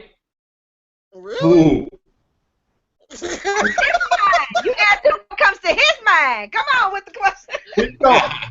Keep shooting. I want to see how this turned out. All right. Vince. Yes. Yeah. If you could record a song with KiKi right now, what kind of song would it be? Opera song. Oh, what? Operatic song. We actually did do a song. We did do a song. She didn't say Mark. She said Vince. No, Vince, we did do a song. No, we did. Yeah, we've done a couple of songs. Yeah. So R&B song was with a rap part in it. Very good. KiKi. Okay. Will you be singing for us again anytime soon? No. Who on the panel could convince KiKi to sing a song again?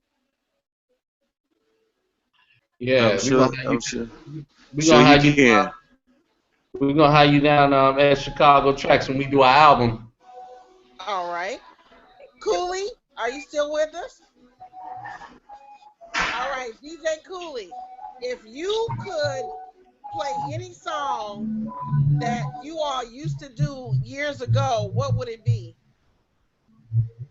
Any song years ago? Wow, I can remember one. I really can't. I did too many songs with them just once, so I can't even. I'm sorry. I'm about to pass. You're going to have to pass on that one? I'm about to pass. My memory on songs, wow. I just can't remember just one. I can't remember one. Rob. Yeah. Is there anything that you would change about what you all used to do differently? No, I'd have probably tried to hook up with Cooley earlier and stop producing it and let him work with me as an artist. He was much. I mean, Cooley was the man back then. I got on that too late. My career might have been better if I'd have had Cool behind me on the music. So soon, man, we probably sitting in a different place. Somebody's doing one. They wanted to ask if this, I don't know who's got the background music, but somebody wanted to ask this question of you guys. They wanted to know if there's anybody that you could record with, past or present, who would it be and why? And I'll start, and then I'll come to you with a different question, Frank. I'll start with you, Vince, Sean, Cooley, Mark, and then Rob. If I could work with Joe, just because I love the way he writes, just this whole, his whole professionalism. Yeah, somebody like Joe or like Eric Benet, somebody like that. Okay. Sean. Joe, off the top of my head, Prince. Of course, he's the master of everything, and just to be in the same room with that guy, as far as his production and his writing skills. Oh yeah. Yeah, unfortunately. Yeah. All right. All right, Cooley. I mean, Mark, and then Cooley, and then Rob.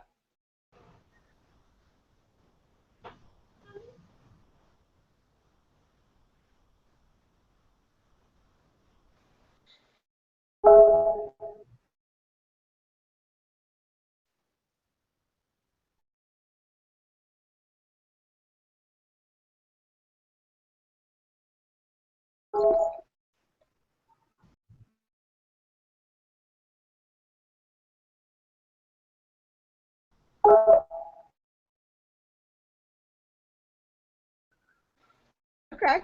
Cooley.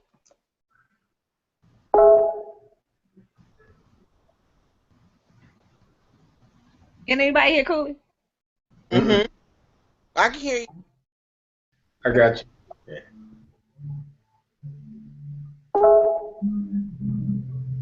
Rob. I didn't hear what Cooley said, but oh, you hear what I said? I said 50 Cent and Meek Mill.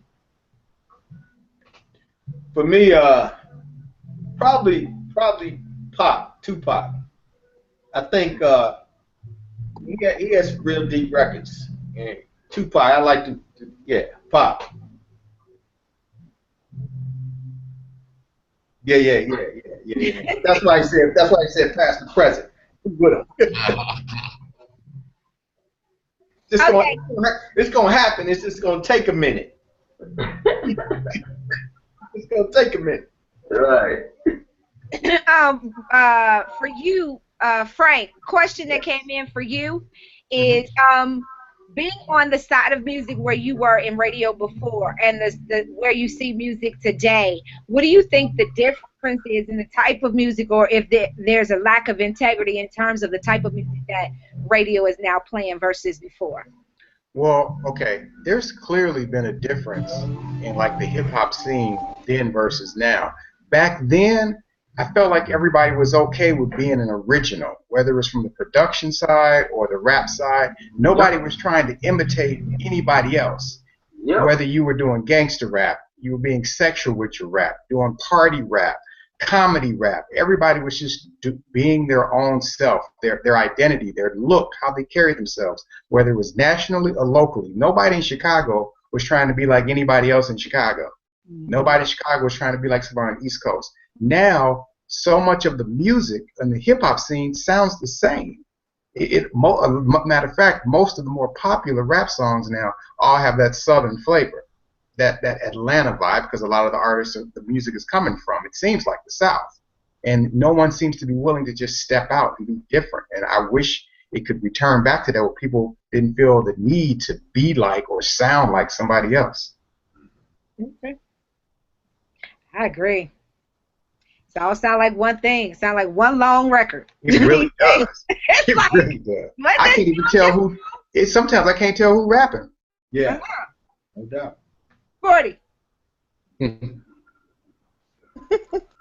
40. Okay.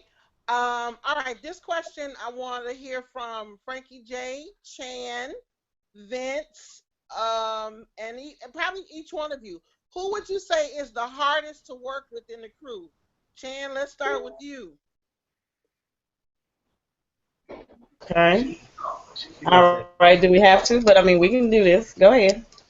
Who was the hardest to work with in the crew? Okay, I gotta turn my camera on for that one. Okay, say that again. Who was the hardest to work with in the crew? Yes, ma'am. Had to be Rob. Had to be Rob? Well, yeah, because I can still run KiKi. So No, she was hard to work with. So it had to be Rob. No more, damn it. I'm grown. I'm still gotta say do your is mom. tell mama and then it's over. Okay. Yeah, thank you. Okay, so yeah, Rob was the hardest one to work with. All right. What do you say, Sean? Who was the hardest to work with? The hardest to work with. Oh, wow. Rob R. Kelly at time. Okay. Yeah. Yeah, he was so precise with everything. And one off note, he was on you. So I mean, but that's to be expected, when you writing a song and you having people sing your song, you want it to be, to the best of their ability. So yeah, I say Rob R. All Kelly. right. Mark? Excuse me. Mark, who would you say? You muted yourself. We can't hear you.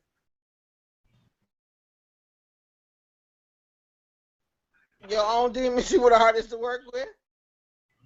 Okay. Okay. What about you, Vince?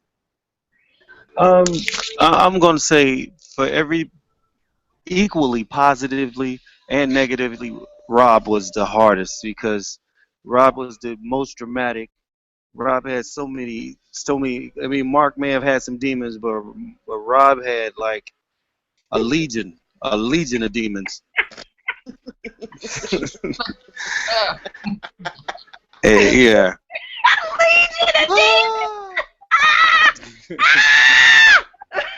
That is priceless. Look at that emoji face he making. And then, oh, it ain't me. They talking about Rob Kelly. They ain't talking about me. I mean, no, I ain't talking about Robbie C, but Robbie C was a little hard to work with too. I remember one time he snapped on me for putting fingerprints on his window in the car. Wow. He said, Vince, do you have to touch the window on the inside of the car? That sounds about right. Funny. Who was your craziest celebrity? I don't get to answer that question. You was probably the hardest one to work with. You don't have your own demons. Who was the hardest to work with? You don't say me. Who, KiKi? Your ass. Nah, how about that? About now. No, back in the day, the hardest person I would definitely say was Rob, because he was another one. Both Robs, I would say, period, because they were both they were perfectionists. It had to be right. There was no way. It wasn't no days off. It wasn't no days off. You couldn't have an off day. You couldn't have an off moment. It had to be on all the time. And Robbie C had a lot of pet peeves. Yeah, he was a fucking fun snatcher. He's a fun snatcher? Yes, officer fun snatcher reporting for duty. I agree. Look, I'm going to accept that. Please do. Years later, as I wound down and started to get a grip on some things, because I had some inner demons there, to work with, but I was a killjoy sometimes. Like when Tan put the ice cream in my face at the thing and I got all crazy, I should have just laughed at that because we were having a good time. You know what I mean? I did some things, yeah. Let me tell you what you did. Cooley might remember this. Cooley, we was at your spot. First of all, this was my day. I would get up at the ass crack of dawn, catch the bus, go to school, be in school all day, leave school, go do cheerleading, whatever it was I was going to do, study a little bit, and then go to the studio. I'll be in the studio with you guys to the wee hours of the morning to turn around and do the same thing all day.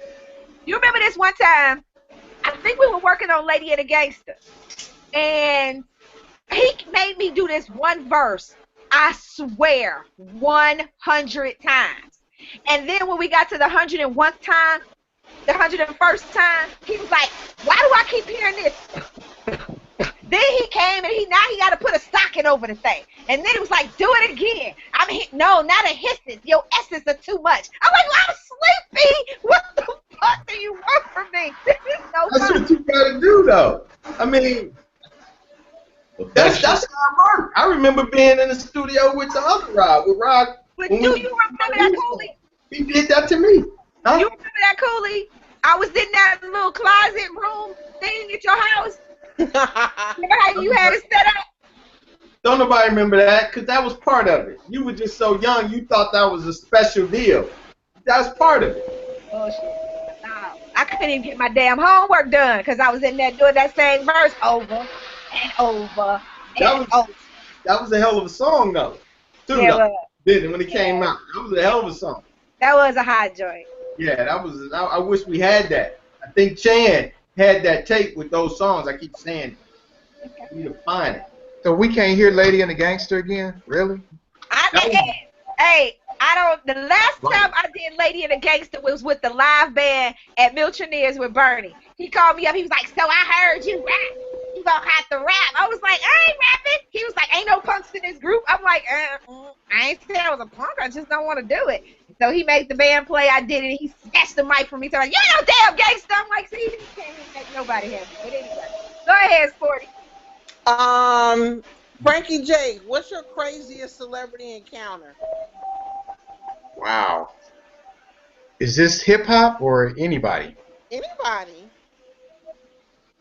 Craziest celebrity encounter. You know what? I'm going to keep it hip-hop. I guess there was one time back in the day when I was hosting Rap Down where it was a big show in town. It was Kid and Play, KRS-One. He had his whole Boogie Down production crew, Miss Melody, D Nice. And after the concert, they all came up to the radio station. Okay. Now, and of course, they brought their entourages. And there was just no controlling them. They were in the GCI cafeteria just trashing the joint. And I couldn't do nothing about it because I was on the air doing the show. And I just remember thinking, I'm going to get fired because this room is horrible. And I had to literally stay. We had to try to what we could to clean it up. And that's probably the craziest encounter because I had to cover the trashing up the place. Wow. Sean, what about you? What's your craziest encounter? Oh, shit. It's been a lot. One that sticks out is Cool J in New Orleans. You know, we were all posing for a picture, and he kept covering his mouth. And I guess at the time, it was a commercial, a donut commercial. I think it was a Dunkin' Donuts commercial. And he kept going, time to make the donuts. Time to make the donuts. And everybody looking like, what's wrong with this cat? You know what I'm saying? Like, wow. So I just stepped off the picture. He's like, man, hold on. And he grabbed me, pulled me back in, and then he does it again when we taking the picture. I'm like, all right, man, whatever. And on the picture, Raymond Boyd, I think Raymond Boyd might still have that picture. But he was the one who took the picture, and then he showed me the picture later, and I had this look on my face looking at him while he was doing it. Yeah, that cat. Funny. That's short bus. Vince, what about you? Vince on the damn treadmill. No. My craziest encounter was in L.A. I was with Marcus Sean, and we were at some concert, and and Vogue was there. So we met. Up, No. Here we go. Shut your ass up, Vince. You gotta put him out there. So look, you gotta put him out there. No. He already no. He started it, so now we gonna go ahead and get it on. Right, go on and tell your story. Tell your story. So Mark wanted to meet Cindy. Mark was excited about meeting Cindy. So he walks up to her. The first thing he says to her is like, "Hey, how you doing? My name is Mark. I went to school with Troop."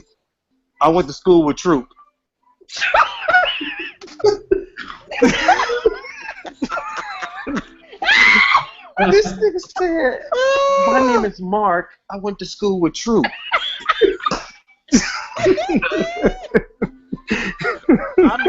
You remember that song? Back for that one right there. I'm gonna pay your ass back. This is the last thing I do. I swear to God, I'm gonna pay your ass back for that one right there, Vince. That wasn't Chili. That wasn't T-Bars and Chili from No, that was Cindy. That was involved. That was there. Because I can remember. You got crying over here. TLC. You got me crying over here. Cut his mic off. Crying. Huh? So What did he do, Sean? So Sean, that was his thing. He did the same thing with TLC.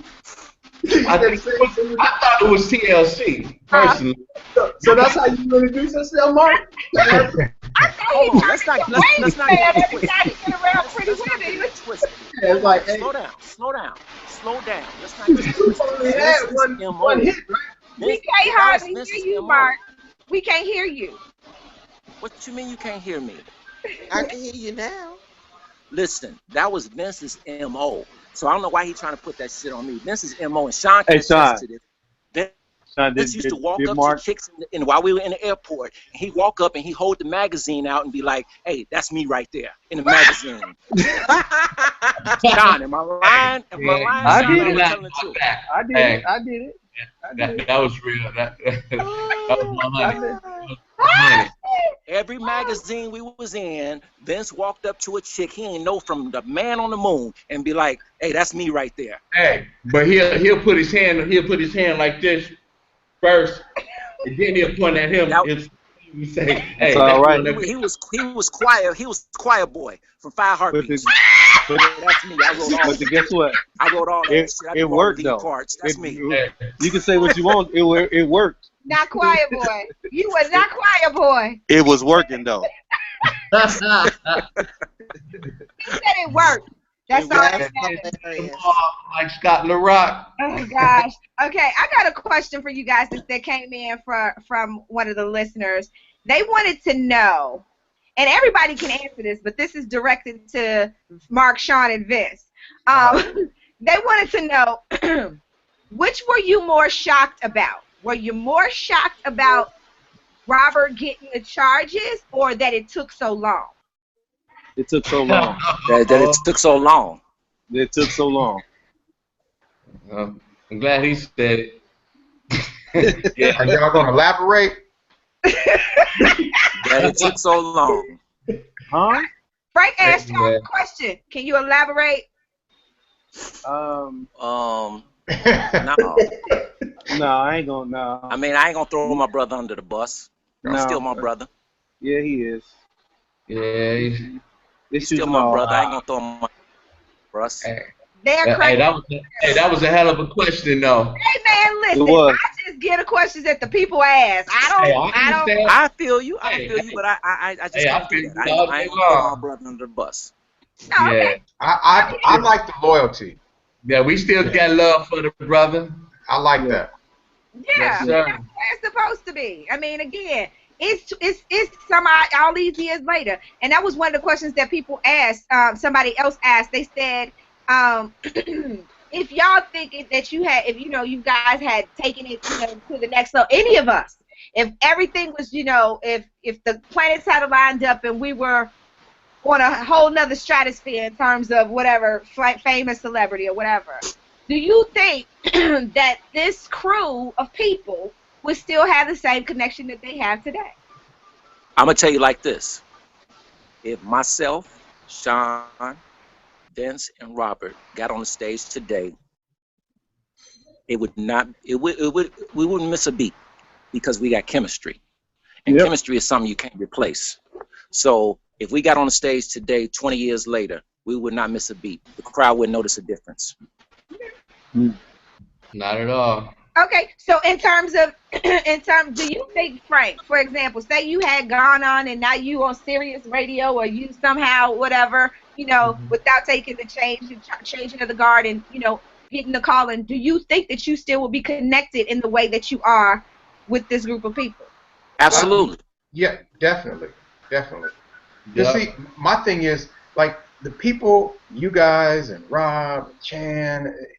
I'm really loyal to people who I've known back in the day as I was coming up. So if Kicking It became the national TV show, the biggest show in America, I'd be more concerned or more bonded or connected with the people who were with me when I was on that climb upward. Those people Absolutely. would always matter the most. Absolutely. Cooley, will we have to pay you like $9 million to get a track out of you or something? I'm saying. I'm just Of course saying. not. Of course not. I don't work with any Vince, you, Robbie C, Frankie J. No, you don't have to pay me that. I love working with y'all. I love creating music with y'all. You know what I'm saying? All right, cool. I can say for myself, I can't get rid of y'all. I mean, I move away. I move away. Y'all move to where I move to. I move away again. Everybody's there too. No, y'all like it's like y'all family. For some reason, you know you can't get rid of your family. I didn't really pick y'all, so but I'm glad y'all here. You know what I mean? You It's just one of those haven't things. you haven't been out to hot Arizona, huh? I have. It was a while ago. It was for the Super Bowl. It was cold and rainy. Yeah, it was shitty that week. That whole week was messed Yeah. up. Yeah. Yeah, it's something about Super Bowls, man. It just ain't good, never. You know, You know, even when since they had it in Miami, the shit rained on that. It did. It rained on my head. I was mad as hell. But all right. Yeah. Somebody in the chat room said, I love MGM, and I'm so happy that in December 2012 to finally find out the truth about Born Into the 90s album. That is not PA on the cover. That's MGM. Speaking of that, actually have some audio of you guys at the Regal Theater doing Dedicated. And Dedicated is actually on the Public Announcement album. I wanted to ask about that. And I'm like, wait a minute, that's not PA. And interestingly enough, I was going to. That's right. it's MGM. Right. I mean, I wanted to ask about that. Thank you for bringing that up in the chat room because I've always thought that a little odd, and I've been meaning to ask you guys that, but why not now since other people want to know it too? I was like, that's MGM, that's not PA. I've always wondered that. So how did that come to pass? Y'all know? Long and the short, record company didn't want Robert as a solo artist. They wanted a group. Rob got 3 people to take our place called Public Announcement. And if you notice, if you look at she's got that vibe video, they put Public Announcement in shadows so they would think that it was still MGM. But we did that album in New York. We put in the hard work for it, Sean and Vince, and Public Announcement just got a lottery ticket. That's just what it is. Did you guys get any compensation for that?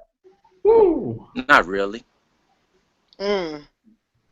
Not really. Jive strung us along and did what they had to do to keep us under contract until they could let us go because they didn't want us to be released at the same time as Rob because we had offers from Quincy Jones and Lowell Silas and a host of other people, but they didn't want us in competition with Robert. So do you think it's a pattern? Because that's almost the same story, minus the replacements. That Earl and Felony and all of them said, happened with them. With PA. It's a pattern. I mean, Rob had to prove himself as a solo artist to Jive. I mean, Public Announcement wasn't even under that contract. We were. We were with Tab Dash Records. Contract from Jive, and we got transferred to Jive. And Rob they didn't want Robert as a solo artist, so he had to get 3 other people. So he went and got Earl and the rest of them guys. No disrespect to Earl and them, they got a check. It's cool, but we put in the work. Right. We put in the blood, sweat, and tears. Mark, Don, and Vince. Yep. All day, every day. Well, at least the truth is out now, It's just interesting. I knew it was something fugazi that happened. I just didn't know all the details. In terms of that, do you have anything that you would say about? And I want everybody to answer this question, Rob, you included. Yeah, Any because moment in time or what you say? no, go ahead. I'm sorry. No, go ahead. Anything about your career, anything about this journey that you would change if you had the opportunity. It doesn't necessarily have to be a regret, but it could be something that you can look back on and say, you know what, had I done X, Y, and Z, I think that would be it. And I'll start Vince, Sean, Mark, Cooley, Frank, Rob.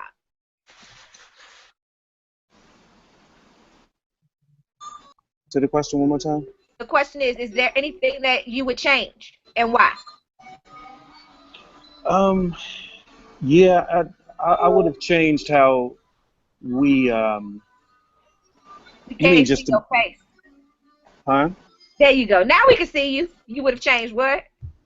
You mean if you asking me if I would have changed anything about how things went with the group? Just yeah, about your career in general. Um, yeah, I would have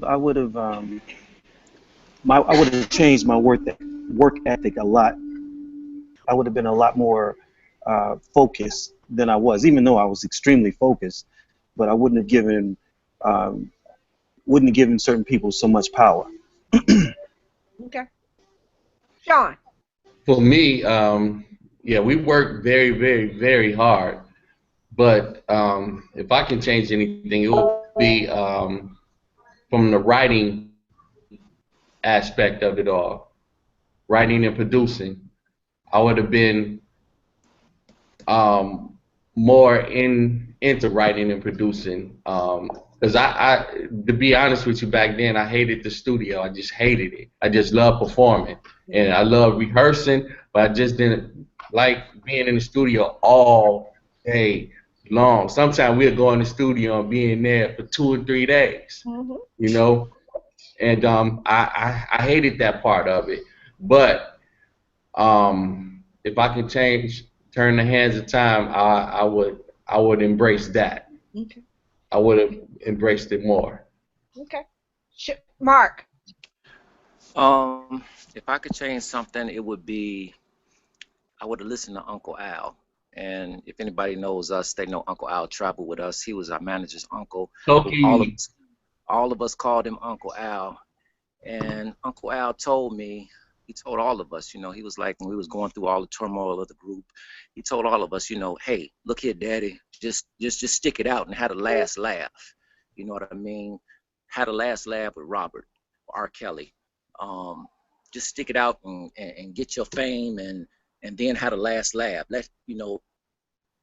Get what you deserve, what you worked hard for, and then had a last laugh. But I didn't listen to him. And it's not a regret. It's just a smart decision that I should have listened to, that I didn't. Okay. And if I could go back, I would have listened to him.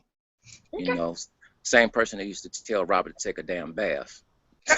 You know what? I'm not gonna do that. I'm not gonna do that with you, Mark. I'm not gonna let you do that. Cooley. Wow. Cooley. Well, I mean, it's the worst. It's the worst kept secret. Everybody knows it. That's the crazy part about it. But go ahead, Cooley. You used to call me stink. You wrong, Vince. Y'all killing me. Y'all killing me. Okay. Go ahead, Cooley. Everybody know me from my work with Twister and AG about my hip hop career. But I really signed my first deal in '84 with this group called DBS. And when we released our record on Dead Beat Records, when we released the record, we went from DBS, it was a crew, it's 2 rappers, and I was the DJ. And we went from DBS crew to OZ in the DBS crew, because one of the rappers' brother became the CEO of our first record label, and he decided to put his brother's name in front of everybody else. And the other rapper left the group. Sha J, my partner, he left the group. Steve Funk one. He left the group, and we had a conversation. Now, it's no longer going to be OZ and DBS crew because the other rapper gone and it's just me. And I should have left when my partner told me, you know what I'm saying, that he didn't like the new name change. But I tried to stick it out with OZ, you know what I'm saying. But if I would have left, I would have made some different moves because I wasted like 3 years of my career and I lost my original name, which was Beatmaster Crew, you know what I'm saying, before I came Quicksilver Crew. Due to some legal stuff as far as that contract went. You know what I'm saying? So but if I had to change anything, it would have been that year. I was young, about 18 then, so but I would have changed that. As soon as that record came out, I should have left. I didn't know that. That's something new. Frank. Well, I would have changed a couple of things. One, I've always been fascinated with music and how it's made and being in the studio, so I would have tried to hang out more with people like Quicksilver Cooley and people who were in the studio locally. I would have wanted to be around them a little bit more, watching that process take place. And as a DJ hosting Rap Down, although, you know, I did side A, Ramonski did the B side, so he played a little bit more local stuff than I did. I kind of wish I still would have squeezed in a little bit more local stuff even on the A side of the Rap Down too, because I just feel like Chicago during that period, the artists could have used all the airplay they could have, you know, all the airplay would have been good. Anything I could have gave them. So. Rob. If I could change anything, I'd have just had more fun, you know. I don't think I had as much fun as I could have had, you know. Not saying I didn't enjoy it. I had some good times, and I would change. Do you remember that we did some Hollywood? They had this big Hollywood affair, these Hollywood exec things. We had to do this opening show, and somebody came up and asked if I was signed already to a contract, and Chan said, yeah, he signed the Shy Boy Records. You remember that? I'm like, how the fuck can I be signed to my own record label? I said, I had to tell, can you find the motherfucking person? She couldn't find the person. I'm like, what the fuck? So if I could change anything, it would have been Chan's ass. Let the person go. I was signed to the Shy Boy Record. And it was, you don't remember that show? I'm trying to figure out how. Huh? You remember? I'm trying to figure out how do I become the queen of your existence? Everything is Chan had the last tape. Chan no, you don't threw me remember underneath the bus with a record exec. Chan. You don't remember that? You don't remember that? You don't remember that? Tell me you don't remember that. I come on. He was probably drinking.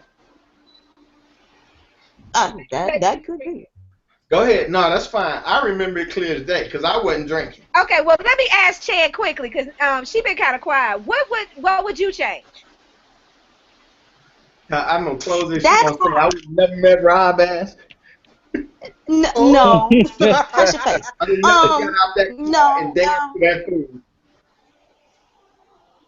She froze. No. Okay. What would you Y'all change? see me? We can hear you.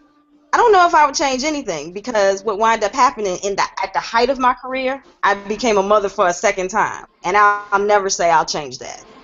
So I had a chance to go out with Monica, MC Hammer, but I would never change the fact that I became a mother for a second time and had a wonderful daughter. So it's nothing that I would really change. Okay, I just want to say for the record, I don't know if y'all peeped this though. Vince's picture went out just now. There was this man with his face over his shoulder. I don't know if he was like Deboing you, if he was about to Debo you. Your camera went out. I look back like, y'all didn't see that man's head right here. He was like, blink twice if you in trouble, Vince. Blink twice.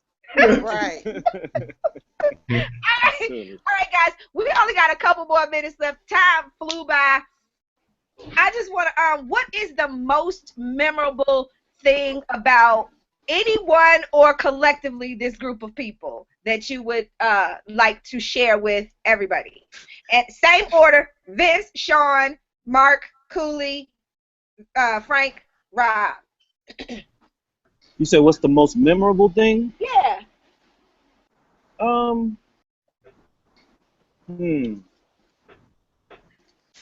Prom night with you. No, I'm joking.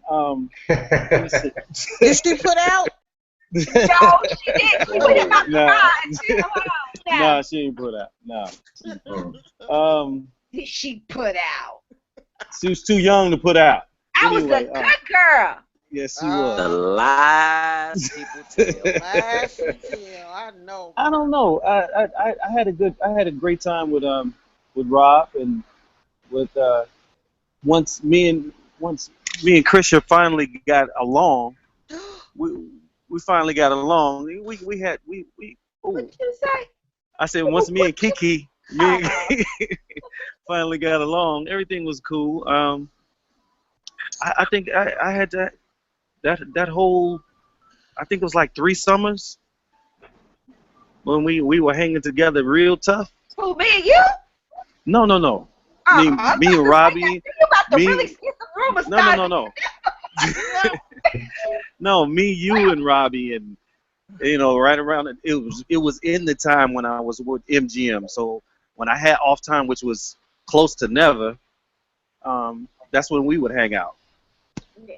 So I mean, yeah, I wouldn't change a thing. We had some good times. Okay, Sean, what do you remember the most? What's the most memorable thing about that time, or this group of people? But with this group of people, Robbie C, hanging out with him, going to this the warehouse, rehearsing with him, and that's when the Robbie C joint was out. Everybody was having fun. Rob was, the coolest, man. That was my man. Okay. Yeah. Ooh. I got 3 songs I gotta play before we get out of here. Let's quickly wrap it up. Mark, most memorable. The most memorable times would be just being with my brothers, Sean and Vince, and being solo is cool, but it's nothing like being with my brothers on stage. That's who I started. That's who I started with, and that's who I want to finish with. Right. Cooley.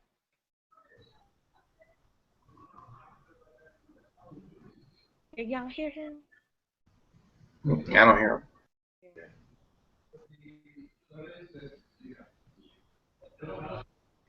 Picking that track, and Robbie C and Double K. I don't know if y'all remember, but Pink House was involved with this. And we all went, he allowed me to come up to the radio station for the first time on my drum machine. We went live on air about you, Robbie C, AG, San Antonio, Cabrini Joe, and I had El Divine, 3 female rappers. And Double K, you killed that show because you was going to let me know the little girl was not going to take your place working with me, and you jammed it, and it was Vince.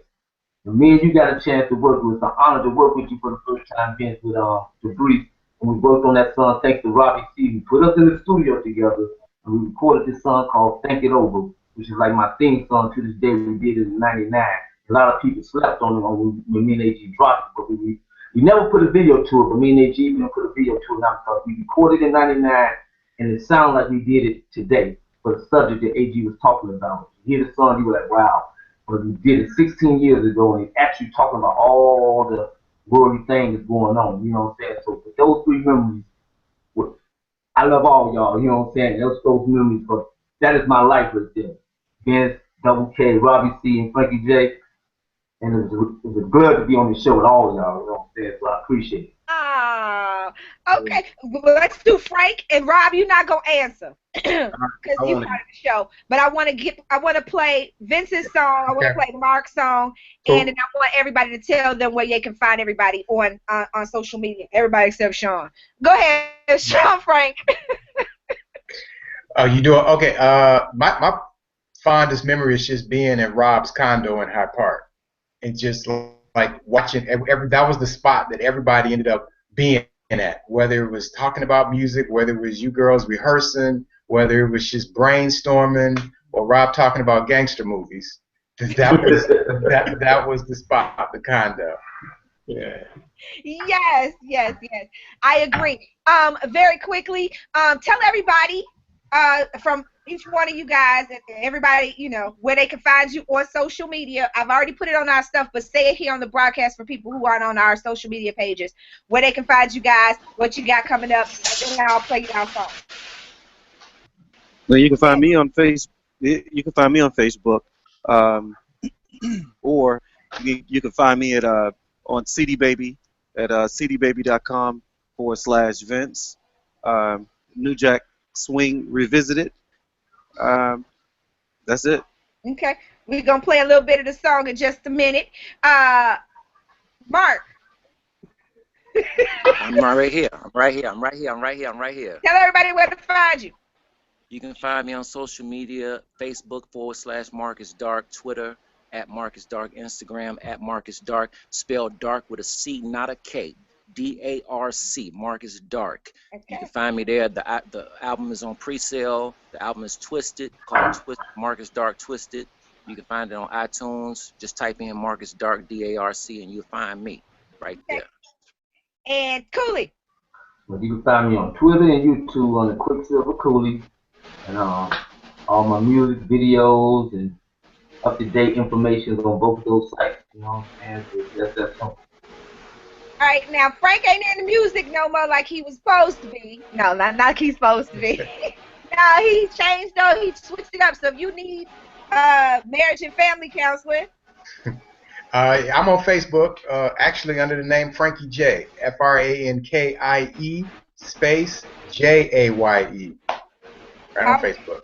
All right, and Sean, did you ever change?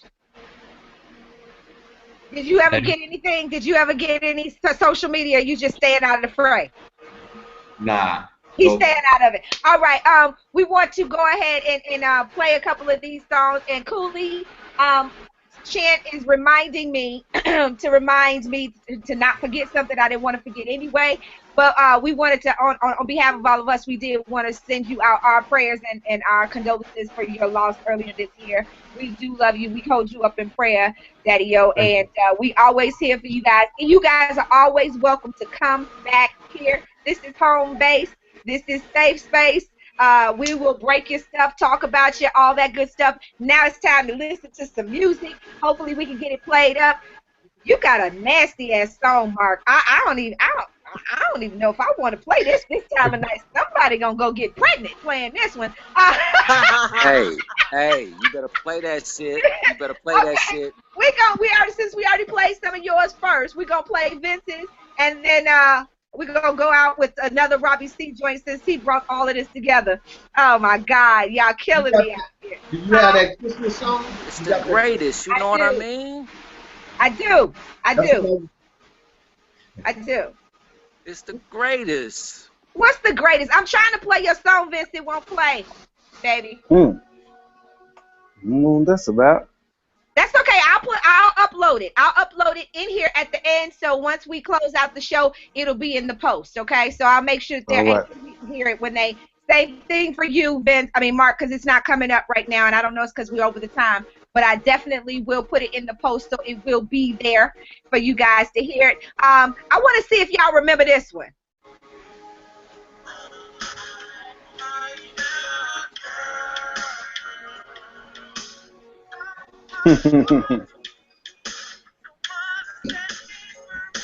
That's your boy right there, R. Kelly, in the background. Yep. All right, and then the Christmas song that Frankie wanted to hear so bad. Oh God. This one, guys, don't judge me. Don't judge.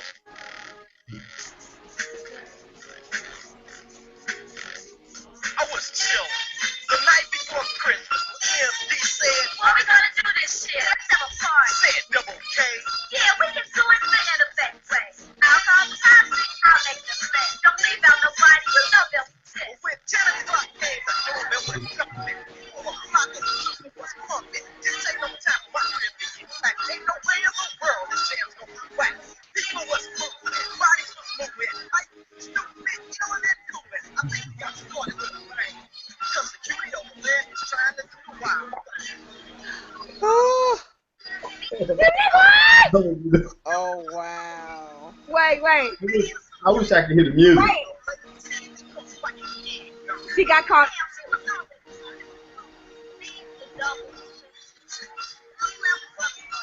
Wait.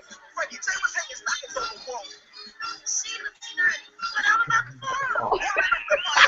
I can't do no more. Okay, look. Hey, y'all, listen. listen, that's hilarious. Even back then, Cher was getting people drunk. Did y'all hear that lyric? You said Lady Cher got caught spiking the eggnog. Yes. Even back then, she was getting everybody drunk. All right, ladies and gentlemen, in the post, I'm going to make sure Vince Walker's song is posted, and so is Mark's The Greatest from Twisted. Pre-sale started today. Make sure you check them out. We're going to have a re-emergence of MGM in the future. Check out Quicksilver Cooley. Check out Frankie J if you need that. We all in the same business. Me, Rob, and Frank. And see you guys back next week. We're gonna be talking about sex next week, guys. We're gonna be talking about fetishes and all kinds of stuff next week. So yeah, we're switching it up. We're going back to how we. We're going back to where we started. So for those, we are uncensored, unscripted, unapologetic, and thank you so much, guys, for making this Black History Month, Black Music Month, go off without a bang. I mean, big shout out to everybody who participated. We got L. Young, we got Teresa Griffin, we got Steve Silk Hurley, Daddy-O, who? Boyz II Men, Escape. Oh, that's right. Michael McCary from Boyz II Men, Tasha Scott from Escape. Thank you all, guys, for being a part of this series. We appreciate you. We'll do it next June. And thank you so much. On behalf of our producer, Cousin Chan, Sporty Spunky Angel, our incredible invisible intern number 3, Rob Carter, and myself, the Cosmic Provocateur, Miss Kiki. Thank you so much for joining us. See you next week. Thank you. All right, guys. Be blessed, everybody. Likewise.